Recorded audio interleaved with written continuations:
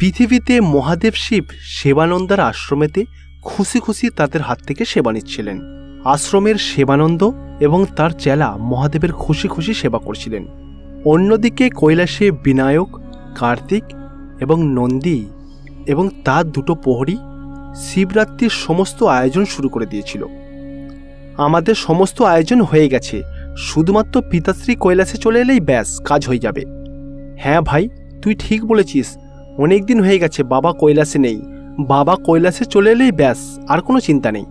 স্বামী মহাদেব শিব যখনই পৃথিবীতে যায় আমাকে কিন্তু সঙ্গে করে নিয়ে যায়, কিন্তু এইবারে আমাকে সঙ্গে করে নিয়ে গেল না।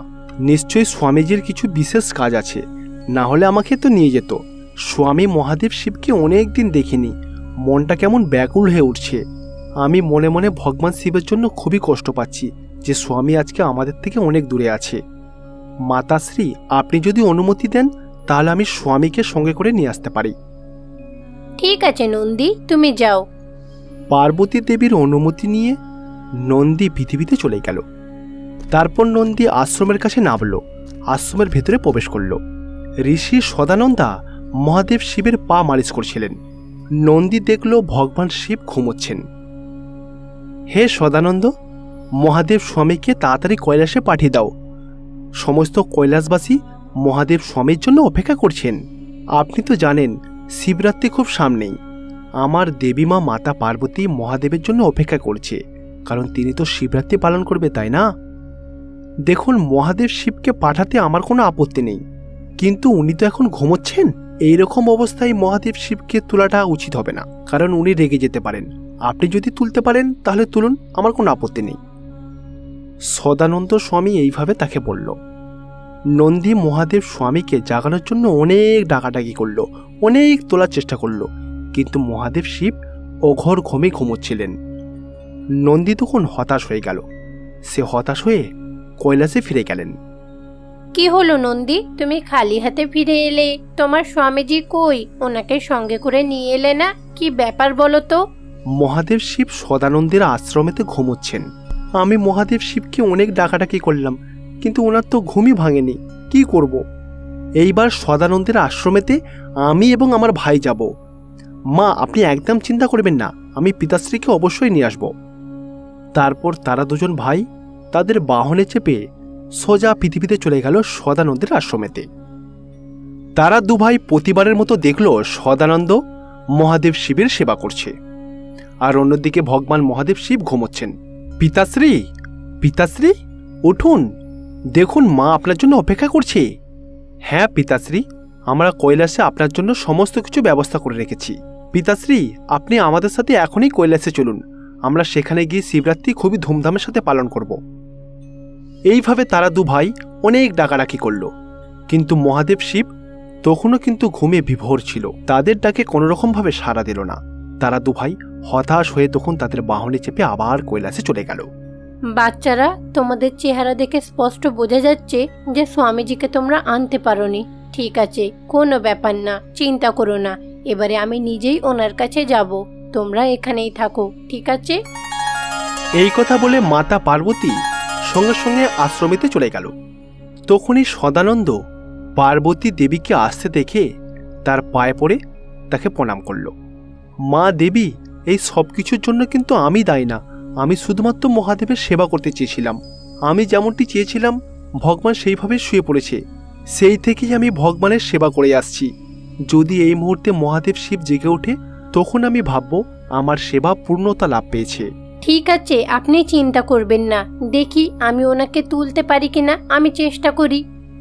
এইবার মাতা পার্বতী মহাদেবের পায়ের কাছে গেল। সে তাকে জাগানোর চেষ্টা করতে লাগলো। সে মহাদেব শিবের কাছে তুলসীর পাতা রেখে দিল আর হাত জোর করে ভগবান শিবের নাম জপ করে প্রার্থনা করতে লাগলো। তখনই সঙ্গে সঙ্গে মহাদেব শিব ঘুম থেকে জেগে উঠল। আমি তো চেয়েছিলাম এইভাবেই আমাকে কেউ খুশি করে তুলুক। এইভাবেই দেবী পার্বতী সামান্য কয়েকটা তুলসী পাতার মাধ্যমেই মহাদেব শিবকে জাগিয়ে তুলল। সদানন্দ, তুমি এতদিন ধরে যে আমার সেবা করেছ, মায়ের মতো করে গল্প পড়িয়ে ঘুম পাড়িয়ে দিয়েছ, এই সেবা আমি কখনোই ভুলব না, চিরজীবন মনে রাখব। সদানন্দ, তোমার সেবাতে সত্যি আমি মুগ্ধ হয়েছি। স্বামী, দয়া করে এবারে কৈলাসে ফিরে চলুন। কৈলাসে থাকা সব লোকেরা কিন্তু আপনার জন্য অপেক্ষা করছে। এই কথা বলে তারা দুজন স্বামী স্ত্রী ওখান থেকে সোজা কৈলাসে রওনা দিল। তারপর দেবী পার্বতী এবং মহাদেব শিবকে কৈলাসের সমস্ত লোকেরা ওয়েলকাম করল। তারপর কার্তিক, বিনায়ক, নন্দী এবং বাকি প্রহরীরা তাদের দুজন স্বামী স্ত্রীকে ফুল দিয়ে স্বাগতম করতে লাগলো। তারপর হার হার মহাদেব, শম্ভু শঙ্কর বলে জয় ধ্বনি তুলতে লাগলো। আরে কি ব্যাপার, এখানে এসব হচ্ছেটা কি? আরে পিতাশ্রী, কালকে তো শিবরাত্রি। কালকে শিবরাত্রি উপলক্ষে আমরা একটা ছোটখাটো আয়োজন করেছি। আপনি ছাড়া কি আমরা সেটা শুরু করতে পারি? তারপর বিনায়ক এবং কার্তিক শিবরাত্রির সমস্ত কিছু শুরু করে দিল। দেখেছেন স্বামী, আমাদের বাচ্চারাও কত বড় হয়ে গেছে। নন্দীর সাথে সাথে তারাও কিন্তু এই কাজে তাকে সাহায্য করেছে। দেখুন না, কত তাড়াতাড়ি কৈলাসটাকে সাজানো হলো, সবকিছু কত তাড়াতাড়ি আয়োজন করা হয়েছে দেখুন। পিতাশ্রী, আপনি তো অভিষেক করতে খুবই পছন্দ করেন, সেই জন্য আমরা সবাই মিলে একটা বিশেষ অভিষেকের ব্যবস্থা করেছি। পিতাশ্রী, আপনি দয়া করে বড় শিবলিঙ্গেতে পরিণত হয়ে যান। কার্তিকের কথা শুনে মহাদেব শিবলিঙ্গেতে পরিণত হয়ে গেল।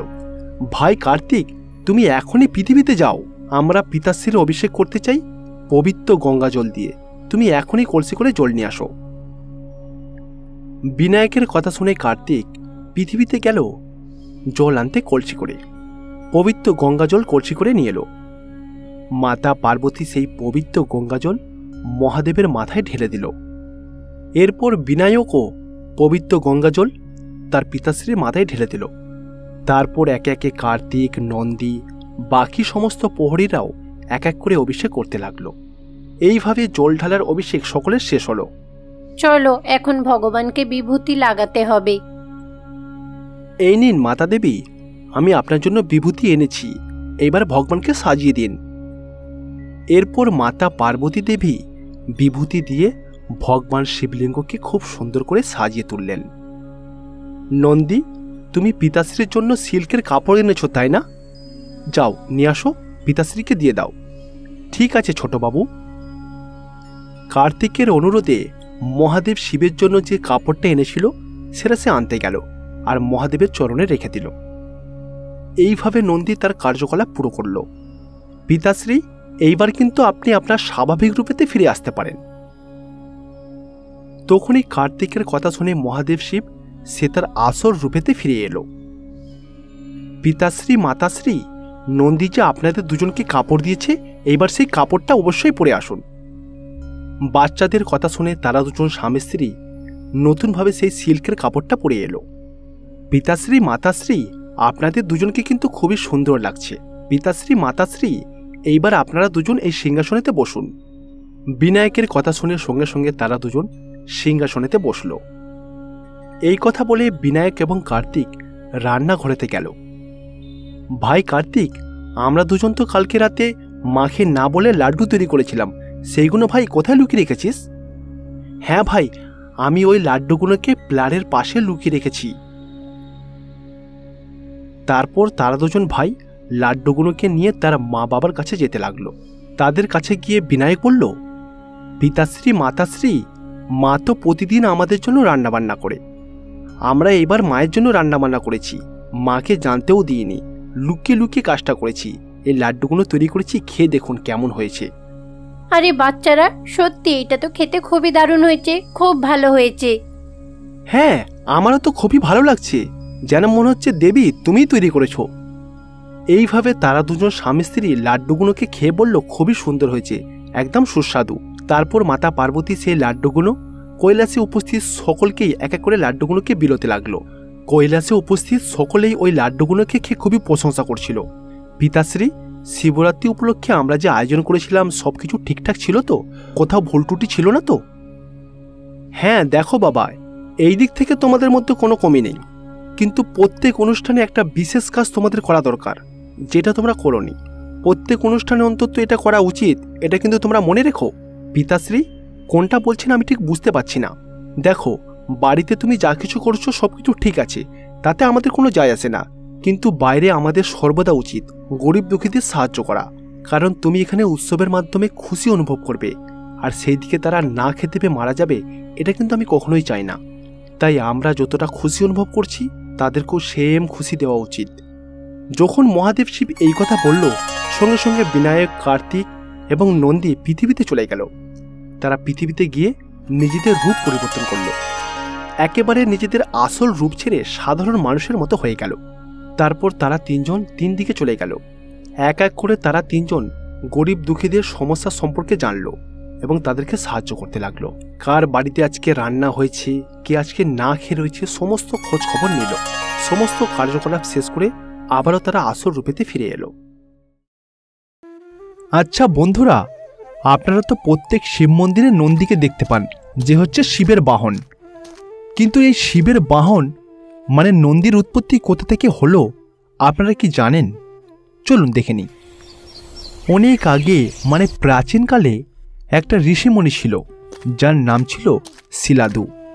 ওই শিলাদু নামে ঋষিমণির কোনো সন্তান ছিল না। সে চিন্তা করত ভগবান তাকে যদি একটা সন্তান দিত তাহলে তার বংশবৃদ্ধি হতো। আমার মধ্যে বিশেষ কোনো গুণ নেই, আমার মধ্যে কোনো প্রতিভাও নেই, আমি শুধুমাত্র একজন সাধারণ ঋষিমণি। আমি শুধুমাত্র ভগবান শিবের এত বছর ধরে পুজো করে এসেছি, আমার কোনো লাভ হয়নি এতে। ভগবান যদি পারত আমাকে একটা সন্তান দিয়ে সাহায্য করত, এতে আমার বংশ বৃদ্ধি পেত। আমি এমন একটা সন্তান চাই যে সর্বগুণ সম্পন্ন হবে। না, ভগবান মনে হচ্ছে আমার ভাগ্যেতে সন্তানের সুখ লিখেনি। তখনই ওখানে নারদ মুনি এসে উপস্থিত হলো। কিন্তু শিলাদু ওই নারদ মুনিকে দেখতে পেল না। তার পিছনেই ছিল সে হতাশ হয়ে গাছের নিচে বসে কাঁদছিল। নারদ মুনি তাকে ভালো করে লক্ষ্য করল যে তার মন খারাপ। নারায়ণ নারায়ণ, কি ব্যাপার? আমি এতক্ষণ ধরে এসেছি এখানে, কিন্তু এই সন্ন্যাসী তো আমার দিকে তাকাচ্ছেই না। আরে শিলাধু, দেখো আমি এখানে এসেছি, আমি তোমার অতিথি। অতিথিকে অসম্মান করা একদমই ঠিক না। অতিথির যদি খোঁজখবর না নাও কি করে চলবে? তোমার এরকম মন খারাপ কেন? কি হয়েছে? ও নারদ মুনি, কেমন আছেন? প্রণাম নিও। আরে হ্যাঁ ভাই, ঠিক আছে, কিন্তু তোমার এত মন খারাপ কেন? কি হয়েছে আমাকে কি বলা যাবে? স্বামী, হ্যাঁ আপনি তো সবই জানেন, আপনার তো কোনো কিছুই অজানা না। আমি তো অনেক দিন ধরেই ভগবানের কাছে একটা বাচ্চা চাইছি। আমি সন্তানের কথা চিন্তা করে করে আমার শরীর খারাপ হয়ে যাচ্ছে। আমি আপনার কষ্ট বুঝতে পারছি। দেখুন ঋষিমণি, এইভাবে তো মন খারাপ করে লাভ নেই। সৃষ্টিকর্তা আপনার মনের ইচ্ছা অবশ্যই জানে। আপনি সৃষ্টিকর্তার কাছে প্রার্থনা করুন, আপনি সমস্ত কিছু উজাড় করে ভগবানের কাছে আপনি তপস্যা করুন, অবশ্যই পুরো হবে। এই কথা বলে নারদ মুনি চলে গেল। শিলাদু হিমালয় পর্বতের একটা পাথরে বসে মহাদেব শিবের জন্য ঘোর তপস্যা করতে লাগলো। এইভাবে বেশ কয়েক বছর কেটে গেল। তার তপস্যাতে সন্তুষ্ট হয়ে মহাদেব শিব তার সামনে এসে দেখা দিল। হে শিলাদু, দেখো আমি মহাদেব শিব, আমি তোমার তপস্যাতে অনেক সন্তুষ্ট হয়েছি। তোমার মনের ইচ্ছা আমাকে বলো, আমি অবশ্যই তোমার মনের ইচ্ছা পুরো করব। মহাশিবের আওয়াজ শুনে শিলাদু তার নিজের চোখ খুলল। স্বামী, আমি অনেক খুশি যে আপনি আমার সামনে এসে উপস্থিত হয়েছেন। হ্যাঁ শিলাদু, তোমার চোখে মুখে সেই খুশি আমি অনুভব করতে পারছি। এইবার বলো শিলাদু, তোমার মনের ইচ্ছা বলো। স্বামী, আপনি তো জানেন আমার কোনো সন্তান নেই। আমাকে অন্তত স্বামী একটা খুব ভালো বাচ্চা দিও, যাকে আমি নিজের সন্তানের মতো লালন পালন করতে পারবো। তার মধ্যে স্বাস্থ্যের জ্ঞান থাকবে, অনেক বুদ্ধিমান হবে, অনেক শক্তিমান হবে, আর সব থেকে বড় কথা সে যেন দীর্ঘজীবী হয়। এইভাবে শিলাদু মহাদেবকে তার মনের কথাগুলো বলল। তার কথা শুনে মহাদেব শিব মুচকি হাসল। তারপর তাকে বলল, দেখো শিলাদু, একটা মানুষের মধ্যে সর্বগুণ সম্পন্ন হওয়া এটা অসম্ভব। এতে ওই মানুষের মধ্যে অহংকার বেড়ে যায়। তুমি যত কোনো গুণ বলেছ সমস্ত গুণ হয়তো আমি ওই বাচ্চার মধ্যে দিতে পারবো না, তার মধ্যে কিছু কিছু গুণ আমি তার মধ্যে দেব। কারণ একটা বাচ্চা পৃথিবীতে আসার সময় যদি সর্বগুণ সম্পন্ন নিয়ে জন্মগ্রহণ করে, ওই বাচ্চার মধ্যে অটোমেটিকই অহংকার চলে আসে, আর সেটা পৃথিবী বিনাশের কারণ হয়ে দাঁড়ায়। আমি এমন একটা সন্তানকে দেব যাতে তুমি যেসব গুণগুলো বলেছ তার মধ্যে কিছু কিছু গুণ তার মধ্যে অবশ্যই থাকবে। সেই বাচ্চাকে তুমি কখন কোথায় পাবে সেটা তুমি অটোমেটিকই জেনে যাবে। আমি কথা দিচ্ছি, আমি তোমার ইচ্ছা অবশ্যই পুরো করব। মহাদেব শিব এই কথা বলল। তারপর শিলাদুকে আশীর্বাদ দিল। মহাদেব শিব গায়েব হয়ে গেল। তারপর শিলাদু নিজের বাড়িতে চলে গেল। বাড়িতে এসে সে শিবলিঙ্গর পুজো করতে লাগলো। একদিন সে তার আশ্রমের বাইরে কুয়ো বানানোর জন্য সে মাটি কুড়ছিল। মাটি কুড়তে কুড়তে সে হঠাৎ করে একটা মাটির ভেতর থেকে বাক্স খুঁজে পেল। আরে, এই বাক্সটা এখানে কে লুকিয়ে রেখেছিল?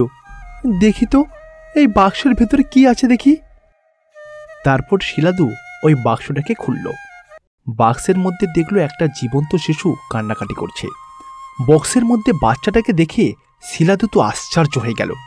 আরে, এই বাচ্চাটা কি এই বক্সের মধ্যে এলো কি করে?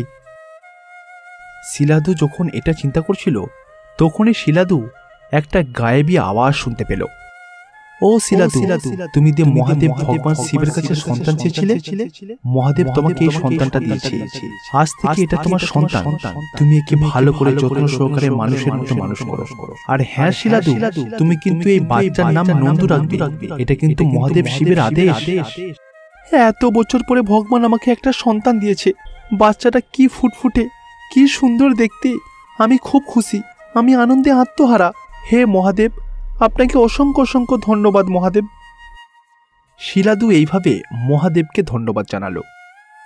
সেই দিনের পর থেকে ওই বাচ্চাটার খুব ভালো করে সে যত্ন করতে লাগলো। ভগবান মহাদেবের আদেশ অনুসারে ওই বাচ্চাটার নাম নন্দু রাখা হলো। শিলাদু তার বাচ্চা নন্দুকে স্বাস্থ্য অনুযায়ী অনেক জ্ঞান প্রাপ্ত করালো। এইভাবে নন্দু ধীরে ধীরে বড় হতে লাগলো। আচ্ছা বাবা, আপনি এই ভগবানকে এত কেন পছন্দ করেন? আমি যখনই শিবের গল্প বলি তখনই কোথাও যেন আপনি হারিয়ে বিলীন হয়ে যান। বাবা, আপনি কেন এরকম করেন? দেখো বাবা নন্দু, এই ভগবান শুধু আমার কাছে ভগবান না, আমার পিতার স্বরূপ। এই ভগবানই তো তোমাকে আমার কাছে পাঠিয়েছে বাবা। বাবা নন্দু, তোমাকেও এই মহাদেব স্বামীর প্রতি অপার ভক্তি দেখাতে হবে। তোমার মনের মধ্যে শ্রদ্ধা ভক্তি সব কিছু আনতে হবে এই মহাদেব শিবের জন্য। মহাদেব শিবের মতো তোমাকে একটা ভালো মানুষ হতে হবে, কারণ তিনি হচ্ছে জগতের পিতা। এতে করে ভগবান সর্বদা তোমাকে সাহায্য করবে।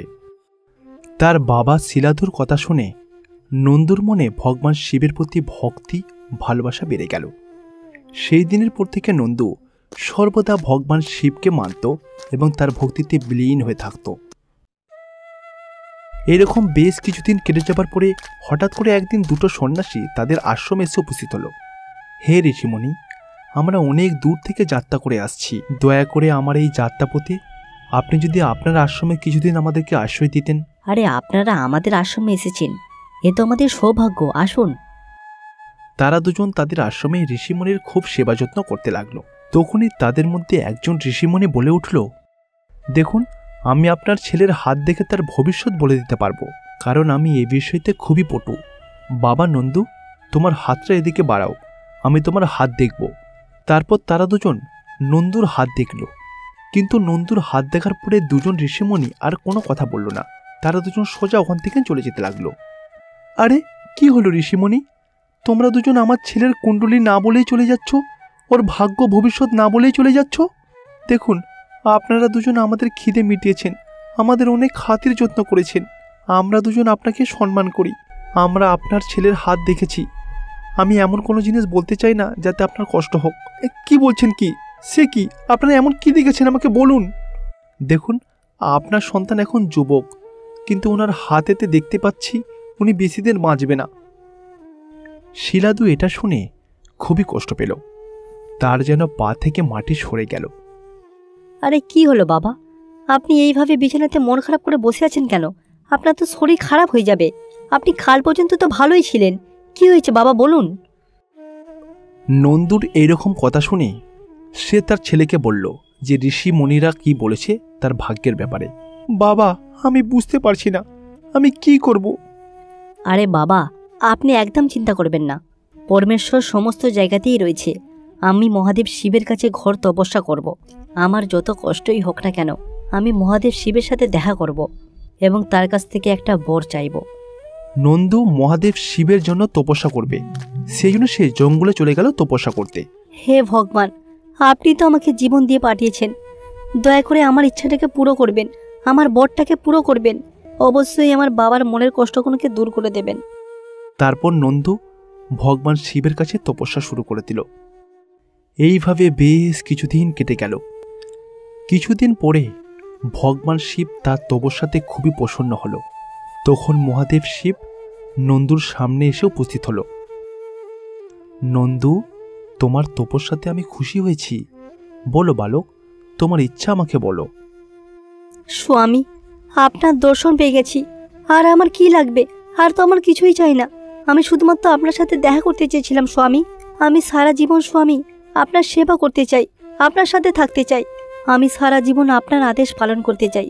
আপনি যা বলবেন আমি সব কিছু শুনতে চাই, অক্ষরে অক্ষরে সেগুলোকে পালন করতে চাই। নন্দু, আমার প্রতি যে তোমার ভক্তি, এটা দেখে আমি অনেক খুশি হয়েছি।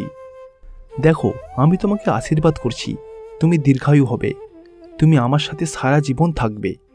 আজকের পর থেকে তুমি আমার পরিবারের একজন সদস্য।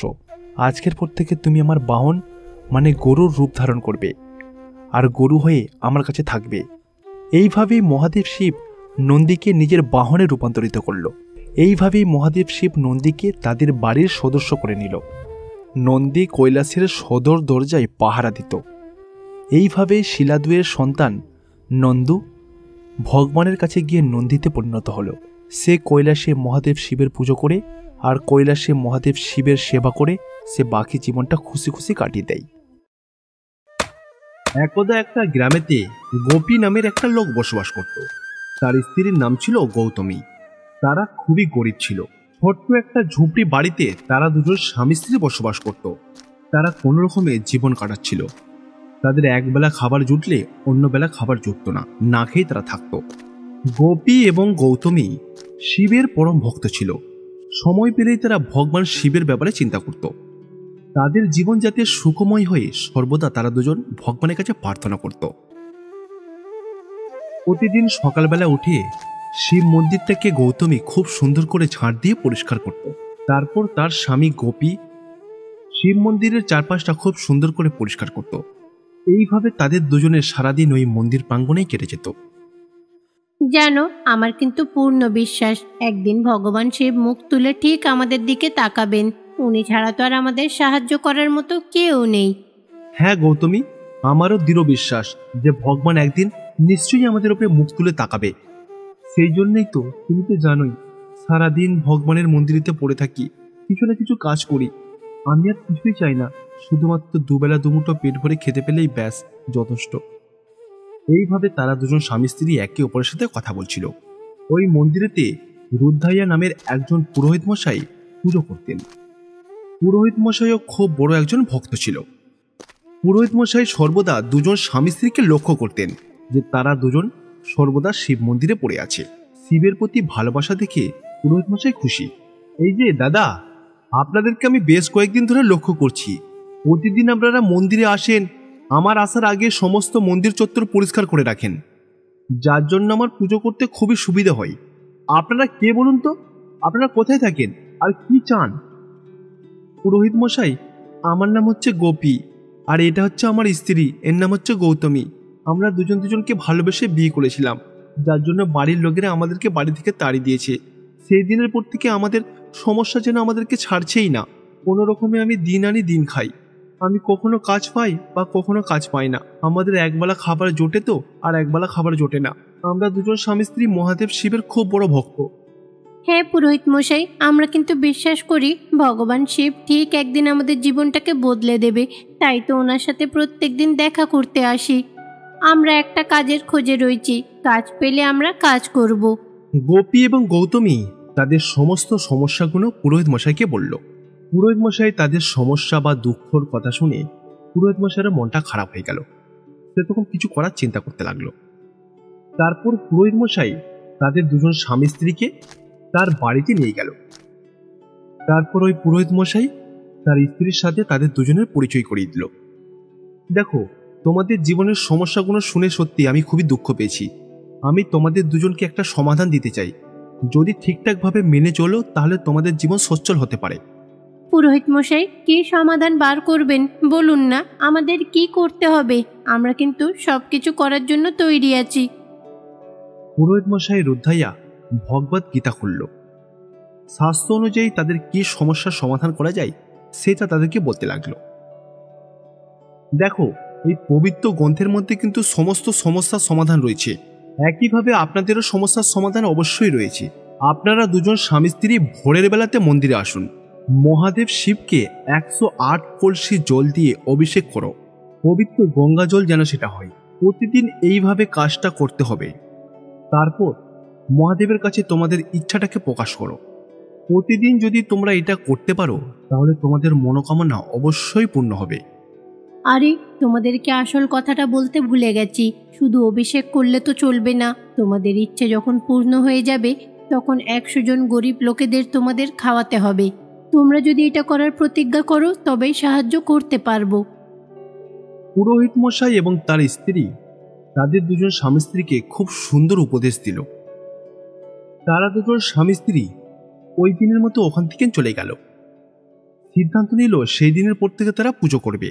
অবশেষে 10 দিন পরে পূর্ণিমার দিন চলে এলো। সেই দিন দুজন স্বামী স্ত্রী ভোরের বেলা উঠে স্নান করলো। তারপর তারা দুজন মন্দিরে চলে গেল। পবিত্র গঙ্গা জল কলসি করে প্রায় 108 বার নিয়ে এলো। আর এইভাবেই মহাদেব শিবের অভিষেক করতে শুরু করলো। তারপর দুধ, দই এবং ঘি দিয়ে তার অভিষেক করলো। তারা দুজন অভিষেক করার সময় তাদের চোখ থেকে জল বেরিয়ে এলো। ভগবানের প্রতি তাদের আপার ভক্তি ছিল। তারপর পুরোহিত মশাই শিবলিঙ্গটাকে খুব সুন্দরভাবে সাজালো। তারপর তারা দুজন স্বামী স্ত্রী হাত জোর করে মন্দিরের চারপাশে 7 পাক ঘুরল। সকালবেলা পুজো শুরু করতো আর শেষ হতো দুপুরবেলা। তারপর পুরোহিত মশাইয়ের কাছে এলো। তারা দুজন স্বামী স্ত্রী সমস্ত কিছু শেষ করার পরে মহাদেবের কাছে বসে তাদের সমস্ত দুঃখ বেদনাগুলো মহাদেবকে বলতে লাগলো। হে মহাদেব শিব, আপনি তো সবকিছুই জানেন যে আমাদের দুঃখের কারণ কি। আপনি ছাড়া আমাদের আর কেউ নেই, শুধুমাত্র আমরা আপনাকেই ভরসা করি। আপনি যদি আমাদের সমস্ত সমস্যা দূর করে দেন তাহলে সমস্ত গ্রামবাসীকে আমরা ফ্রিতে ভোজন করাবো। তারপর গোপী শিবলিঙ্গটাকে খুব সুন্দর করে ফুল মালা দিয়ে সাজালো। তারপর তার স্ত্রীর সাথে প্রার্থনা করতে লাগলো। মহাদেব শিব কৈলাস থেকে সবকিছু লক্ষ্য করছিল। পুজো শেষ করে তারা দুজন স্বামী স্ত্রী বাড়িতে চলে গেল। বাড়িতে গিয়ে দরজা খুলে দেখে তাদের বাড়িতে একটা পুঁটুলি জ্বলজ্বল করছে।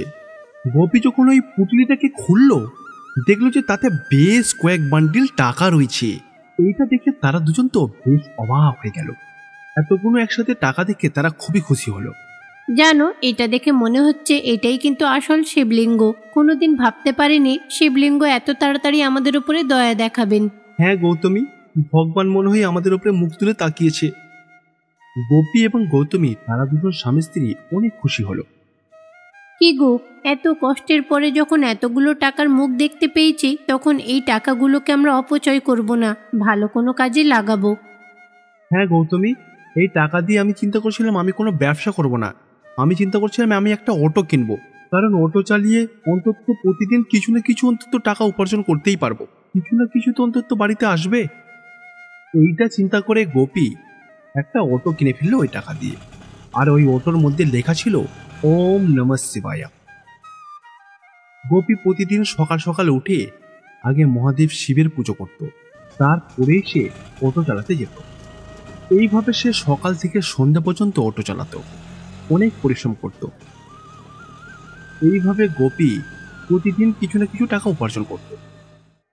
কি গো, এখন তো আমাদের জীবনটা অনেকটাই ভালো হয়ে গেছে, অত কষ্ট করে আর দিন কাটাতে হচ্ছে না। সবকিছু কিন্তু ওই শিবজির আশীর্বাদেই হয়েছে। চলো, এবারে কিন্তু আমাদের কথাটাকে রাখতে হবে, যে কথা দিয়েছিলাম। হ্যাঁ গৌতমী, কিন্তু এই মুহূর্তে আমি টাকাগুলোকে কোনোভাবেই নষ্ট করতে চাইছি না। আমি বুঝতে পারছি মহাদেবকে কথা দিয়েছিলাম, কিন্তু পরে যখন টাকা হবে ঠিক খাইয়ে দেব। গোপী যখন বেশ কিছু টাকা উপার্জন করে অটো চালিয়ে যখন ভালো টাকা উপার্জন করছিল তখন সে বেশ অহংকারী হয়ে গেল। যখন আগে দরিদ্রতার মধ্যে দিন কাটাচ্ছিল তখন সে ভগবানকে স্মরণ করত, এখন আর মন্দিরের ধারের কাছেই ঘেঁষে না। মহাদেব শিব গোপীর ওপরে খুবই রেগে গেলেন। তার চরিত্রের মধ্যে এত পরিবর্তন হয়ে গেল।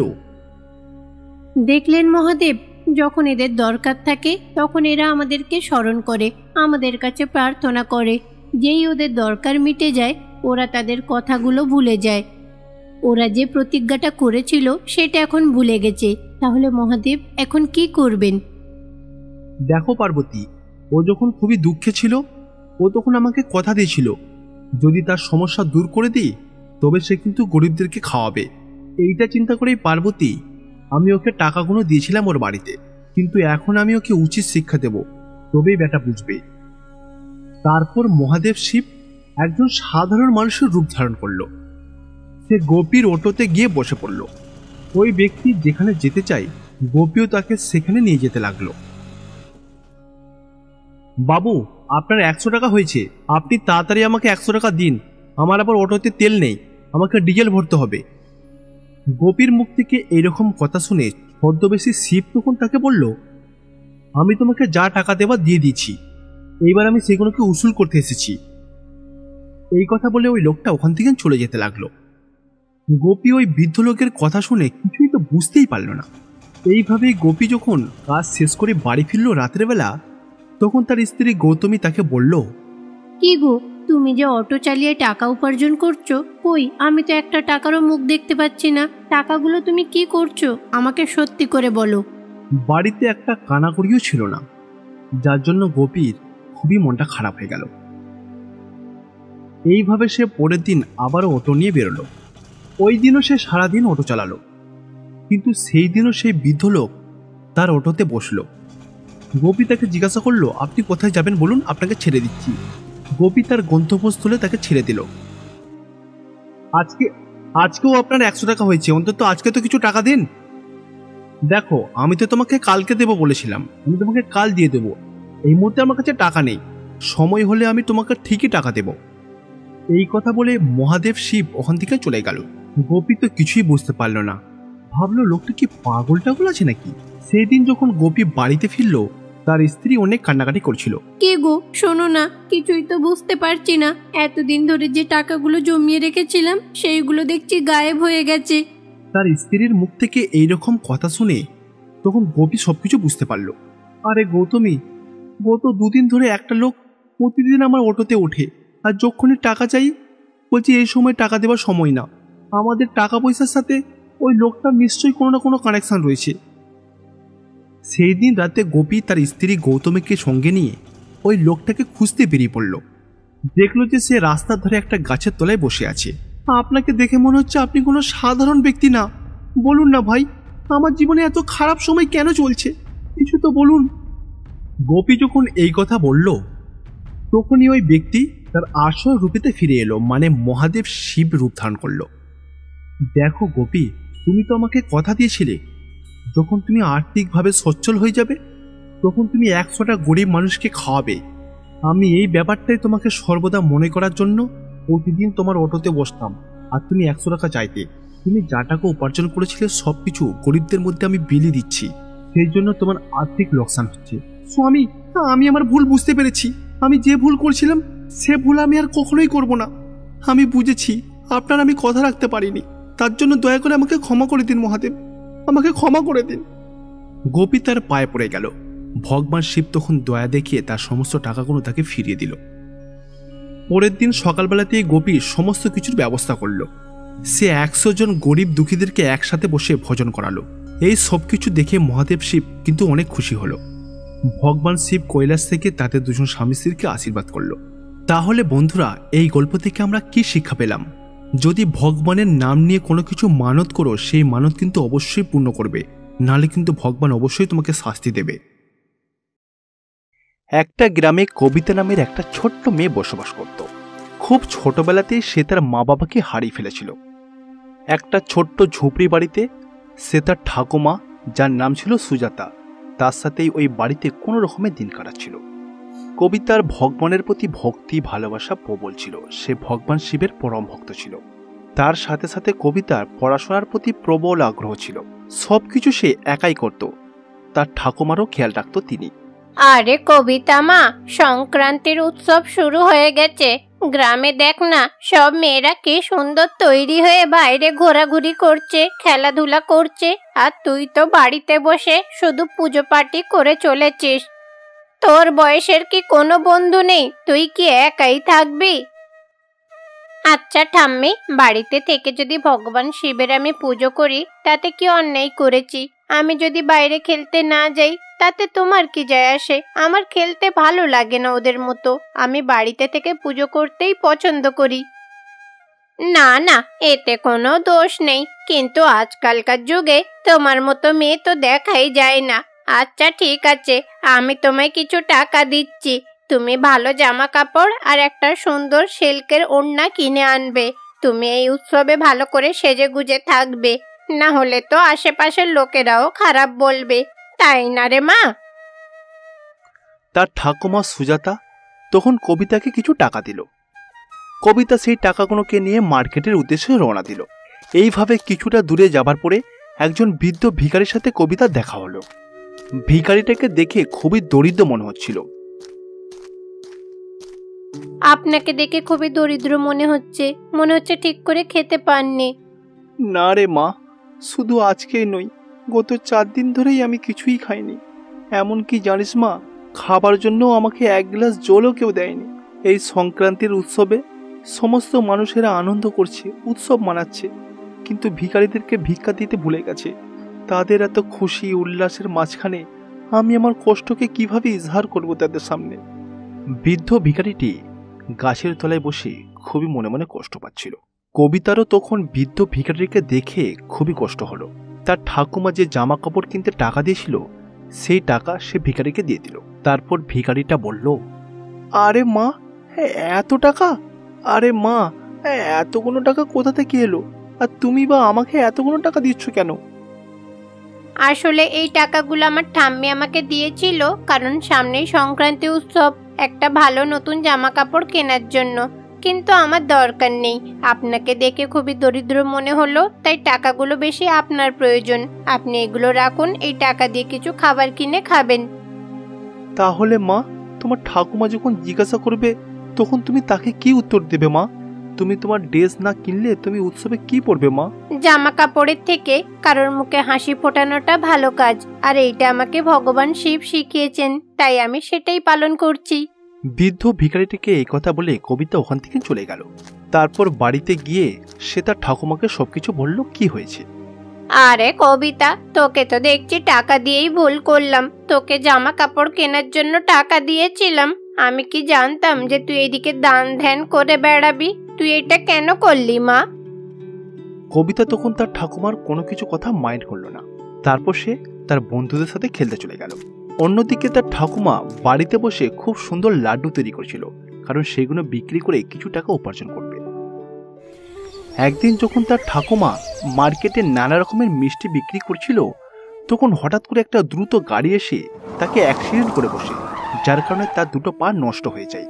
এমনকি বৃদ্ধ হওয়ার কারণে তার পা কাজ করছিল না, সম্পূর্ণরূপে প্যারালাইজ হয়ে গেছিল।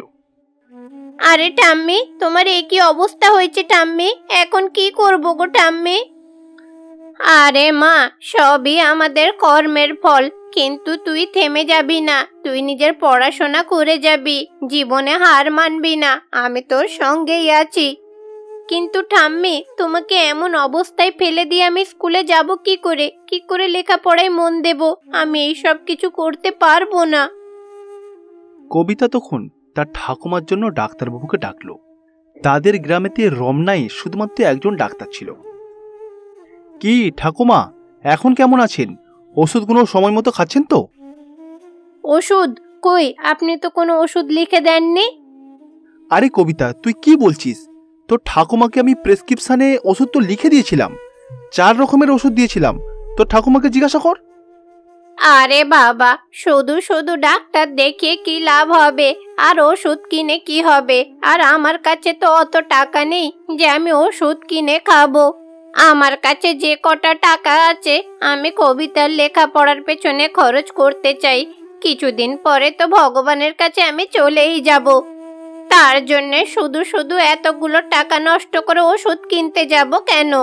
ঠাম্মি, তুমি এইসব কি কথা বলছো? তুমি ছাড়া তো আমার জীবনে আর কেউ নেই। তোমার যদি কিছু হয়ে যায় তাহলে আমি কি নিয়ে বাঁচবো? আমার এই লেখাপড়া করে কোনো লাভ হবে না। তুমি আমার সঙ্গে থাকলেই চলবে। ডাক্তারবাবু, ওনার কথা বাদ দিন, প্রেসক্রিপশনটা দিন তো, আমি ওনার জন্য ওষুধ কিনে আনবো। দিন। ডাক্তারবাবু প্রেসক্রিপশনে আবার সেই ওষুধগুলো লিখে দিল।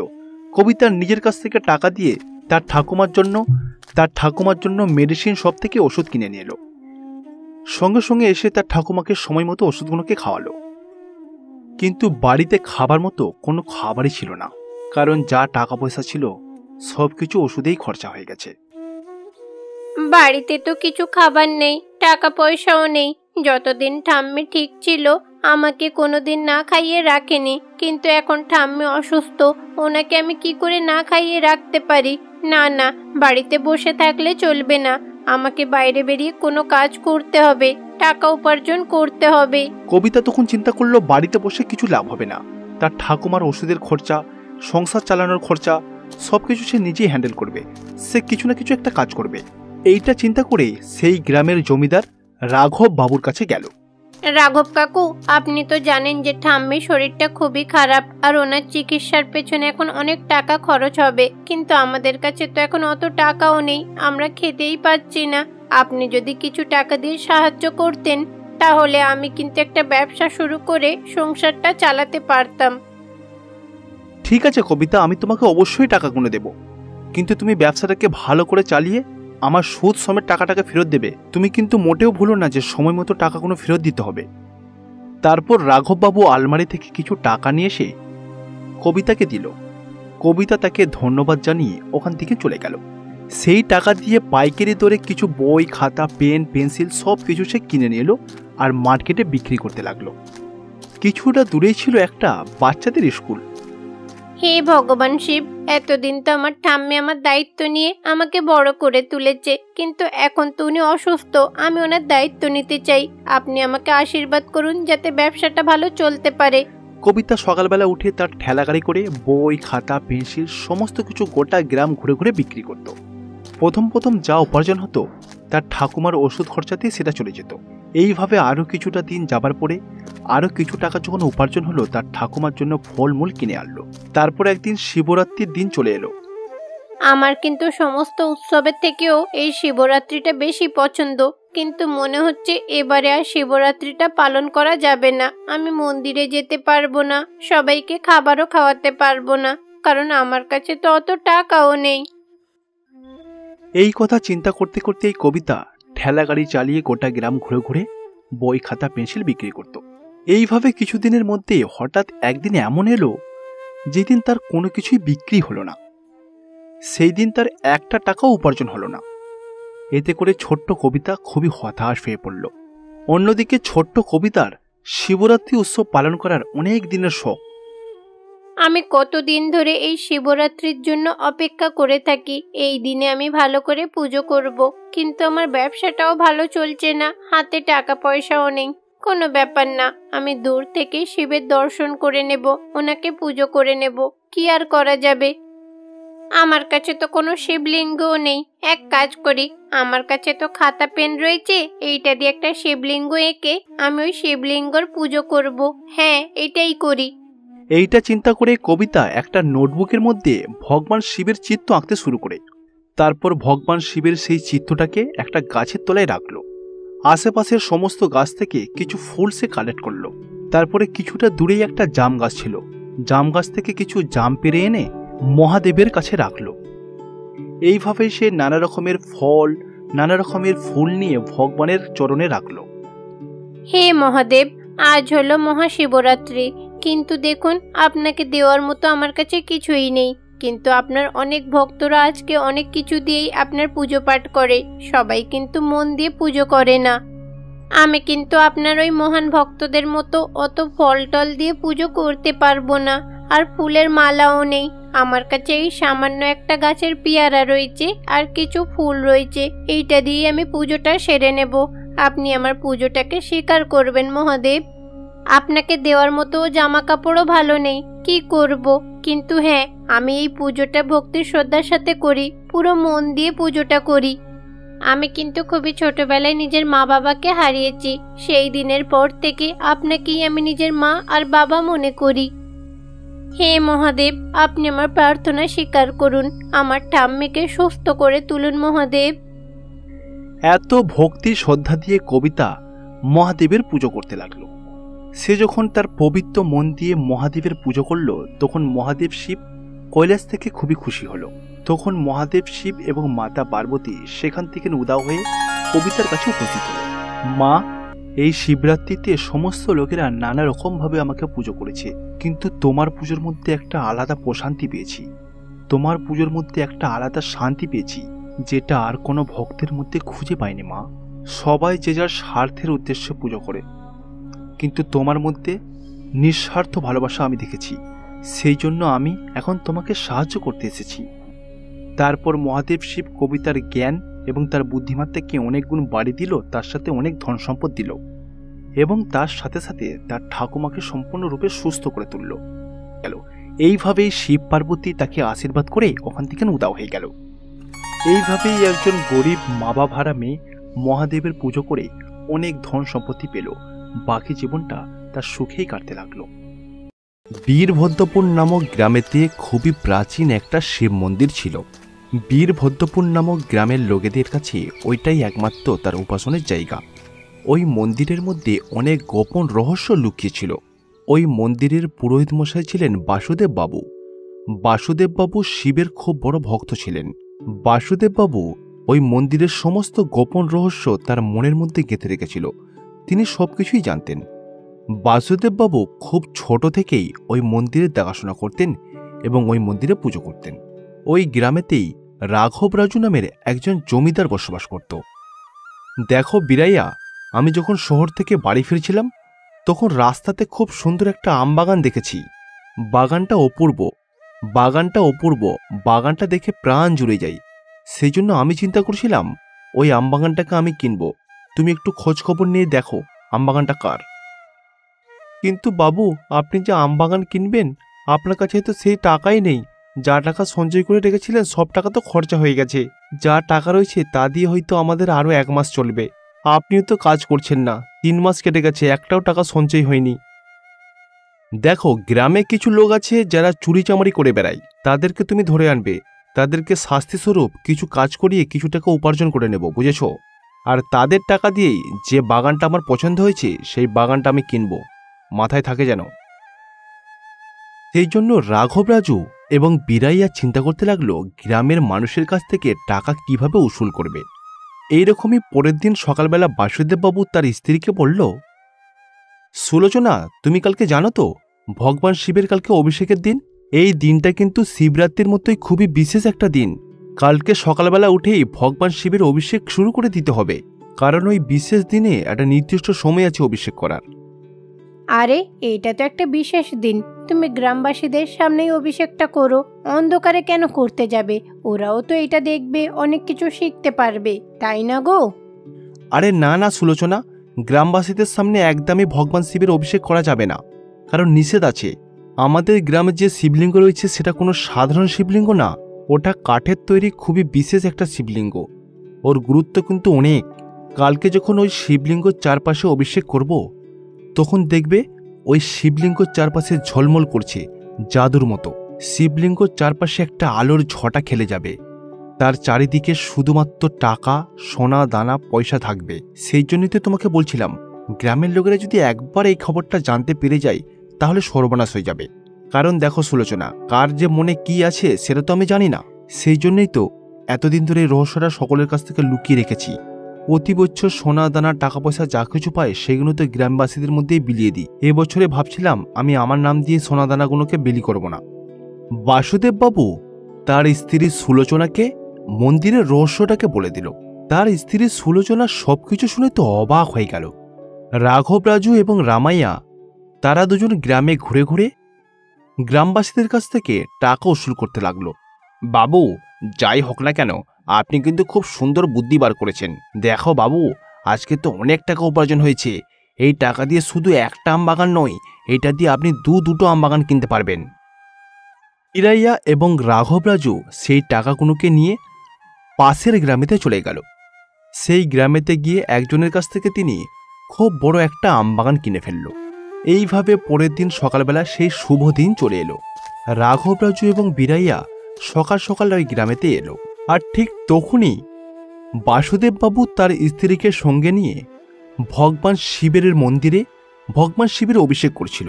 সুলোচনা, এই গ্রামেতে একমাত্র আমরাই হচ্ছে সবথেকে বেশি ভাগ্যশালী, কারণ মহাদেবের এরকম অভিষেকের দৃশ্য এর আগে কখনো কোনো গ্রামবাসী দেখেনি।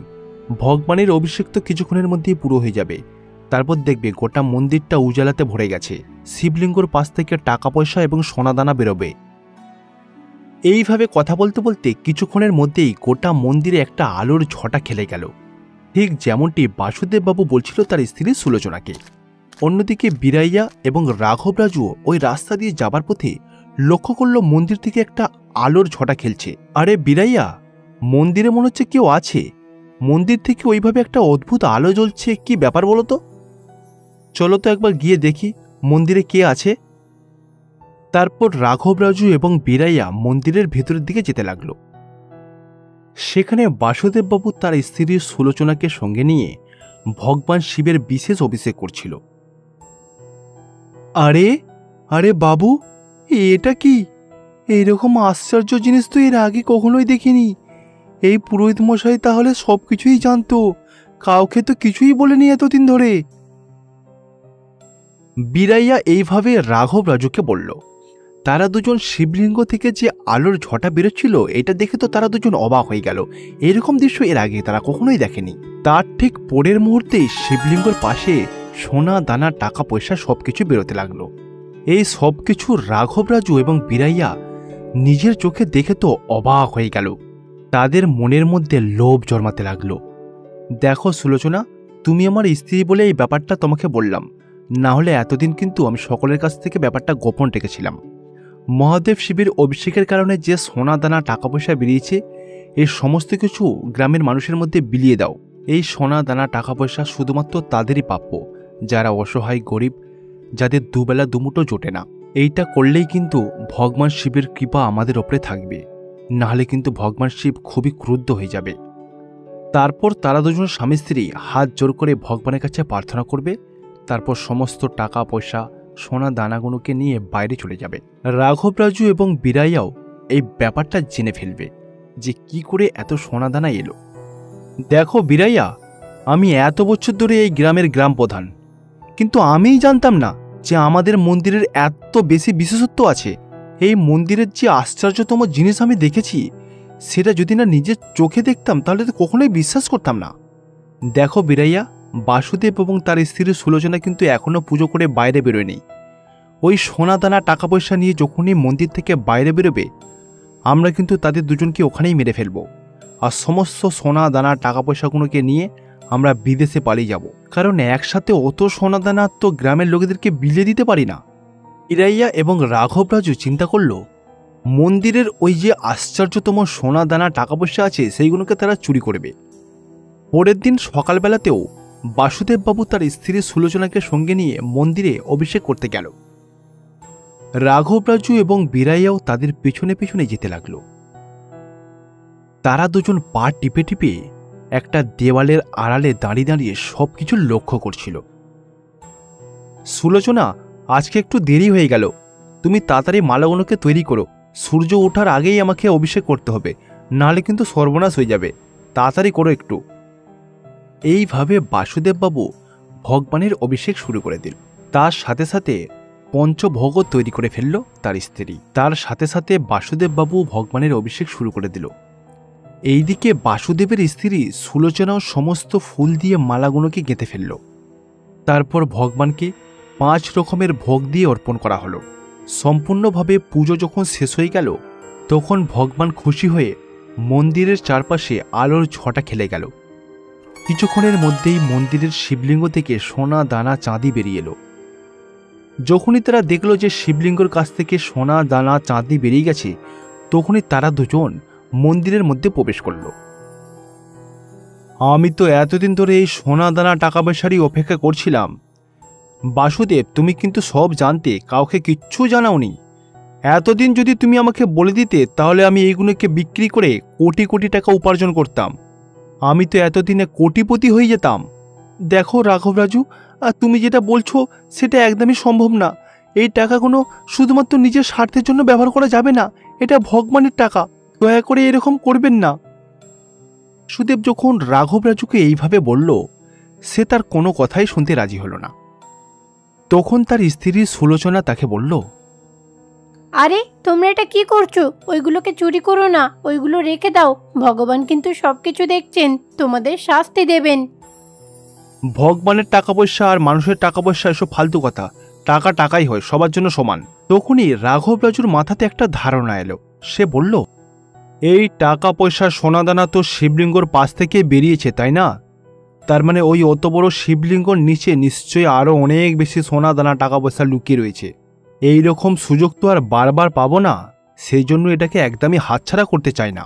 এই শিবলিঙ্গর নিচে যত সোনা আছে সেই সোনাগুলোকে আমরা এখনই হাসিল করে নেব। এইটা চিন্তা করে রাঘব রাজু এবং বীরাইয়া মন্দির থেকে একটা ত্রিশূল নিল। তারপর তারা দুজন একটা বড় ত্রিশূল নিয়ে শিবলিঙ্গর কাছে কুঁড়তে শুরু করে দিল। হে মহাদেব শিব, এটা কি করছে এরা? এরা জোর জুলুম করছে। কতদিন ধরে আমি এই গোপন রহস্যটাকে গ্রামের লোকদের কাছ থেকে লুকিয়ে রেখেছি, কাউকে আমি কোনোদিন কোনো কিচ্ছু জানাইনি। কিন্তু এই দুষ্ট লোকগুলো যে কোথা থেকে খবর পেল সেটাই তো বুঝতে পারছি না। হে মহাদেব শিব, আপনি দয়া করে সেই মন্দিরকে রক্ষা করুন। বাসুদেব যখন এইভাবে প্রার্থনা করলো তখন মহাদেব শিবের আবির্ভাব হলো। মহাদেব শিবকে আবির্ভাব হতে দেখে তারা দুজন খুবই ভয় পেয়ে গেল। ছি, তোমরা দুজন যে এত মূর্খ সেটা আমার জানা ছিল না। তোমরা আমার লিঙ্গের কাছে যে গর্ত খুলে পাপ কাজ করেছো তার জন্য তোমাদেরকে তো শাস্তি পেতেই হবে। এই কথা বলে মহাদেব শিব তার ত্রিশূল দিয়ে রাঘব রাজু এবং বীরাইয়াকে বধ করে ফেলল।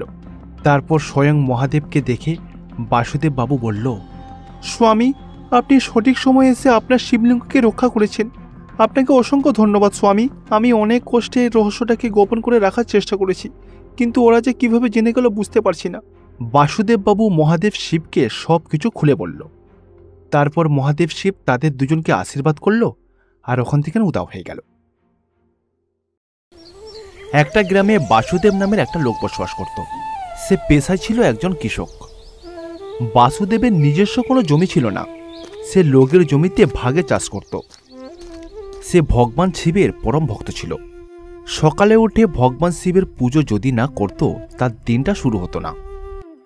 কবিতা, কি গো, কি করছো? কবিতা, আজকে তো সোমবার, সেই জন্য বলছিলাম তুমি ভগবান শিবের জন্য প্রসাদটা রেডি করেছো তো? কি গো? আরে না গো, আজ কোনো প্রসাদ তৈরি করা হয়নি। আসলে শরীরটা না খুব একটা ভালো নেই, তাই আজ করতে পারিনি। ঠিক আছে, তুমি যখন এত করে বলছো আমি স্নানটা করে নিই, তারপরে আমি প্রসাদটা তৈরি করে দেব। ঠিক আছে? আচ্ছা ঠিক আছে, তুমি যখন বলছো তোমার শরীরটা ভালো নেই, ঠিক আছে, তুমি বিশ্রাম নাও। আজকে না হলে আমি ভগবান শিবকে বাতাসা এবং মাখন দিয়ে পুজো করে নেব, তুমি বিশ্রাম করো। আমি পুজোর থালাতে বার করে পুজো করে নেব, তুমি যাও। তারপরে বাসুদেব বাবু ভগবান শিবকে তার বানানো প্রসাদ তৈরি করে পুজো করতে শুরু করে দিল। হে ভগবান, আমি ছোটবেলা থেকেই আপনার পুজো করে আসছি। আমি চাই সর্বদা আপনি আমার পাশে থাকুন। আপনি সর্বদা সমস্ত বিপদ থেকে আমাকে রক্ষা করবেন। আপনি আমার পিতা, আপনি আমার মাতা। হে স্বামী, আমার সংসার যেন ভালোভাবে আমি চালাতে পারি। আমাকে সর্বদা সমস্ত বিপদের হাত থেকে রক্ষা করো, আর কিছু চাই না আমি। বাসুদেববাবু এইভাবে ভগবান শিবের কাছে প্রার্থনা করছিল। পুজো পাঠ শেষ করে সে তার স্ত্রীর জন্য রান্না করল। তারপর রান্না করা খাবার খেয়ে সে লাঙলটাকে নিয়ে মাঠে চলে গেল। আরে বাসুদেব, কি ব্যাপার? তোমাকে দেখে এত খুশি মনে হচ্ছে, কি হয়েছে কি? আরে আগের বছরে চাষ করে অনেক টাকা লাভ হয়েছিল, সেই লাভের টাকা দিয়ে আমি গ্রামের সমস্ত মানুষের ঋণ শোধ করেছিলাম। আজ হয়তো আমার হাতে টাকা নেই ঠিকই, কিন্তু তাতে কোনো প্রবলেম নেই, কারণ আমার মাথায় তো আর কোনো লোনের মতো বোঝা নেই। সেই জন্য এবছরও আশা করছি এবছরও আমি অনেক পরিশ্রম করব, অনেক পরিশ্রম করে কিছু টাকা লাভ করার চেষ্টা করব। তাহলে বাসুদেব, আবারও কি ওই দিনমজুরের কাজ করে টাকা উপার্জন করবি?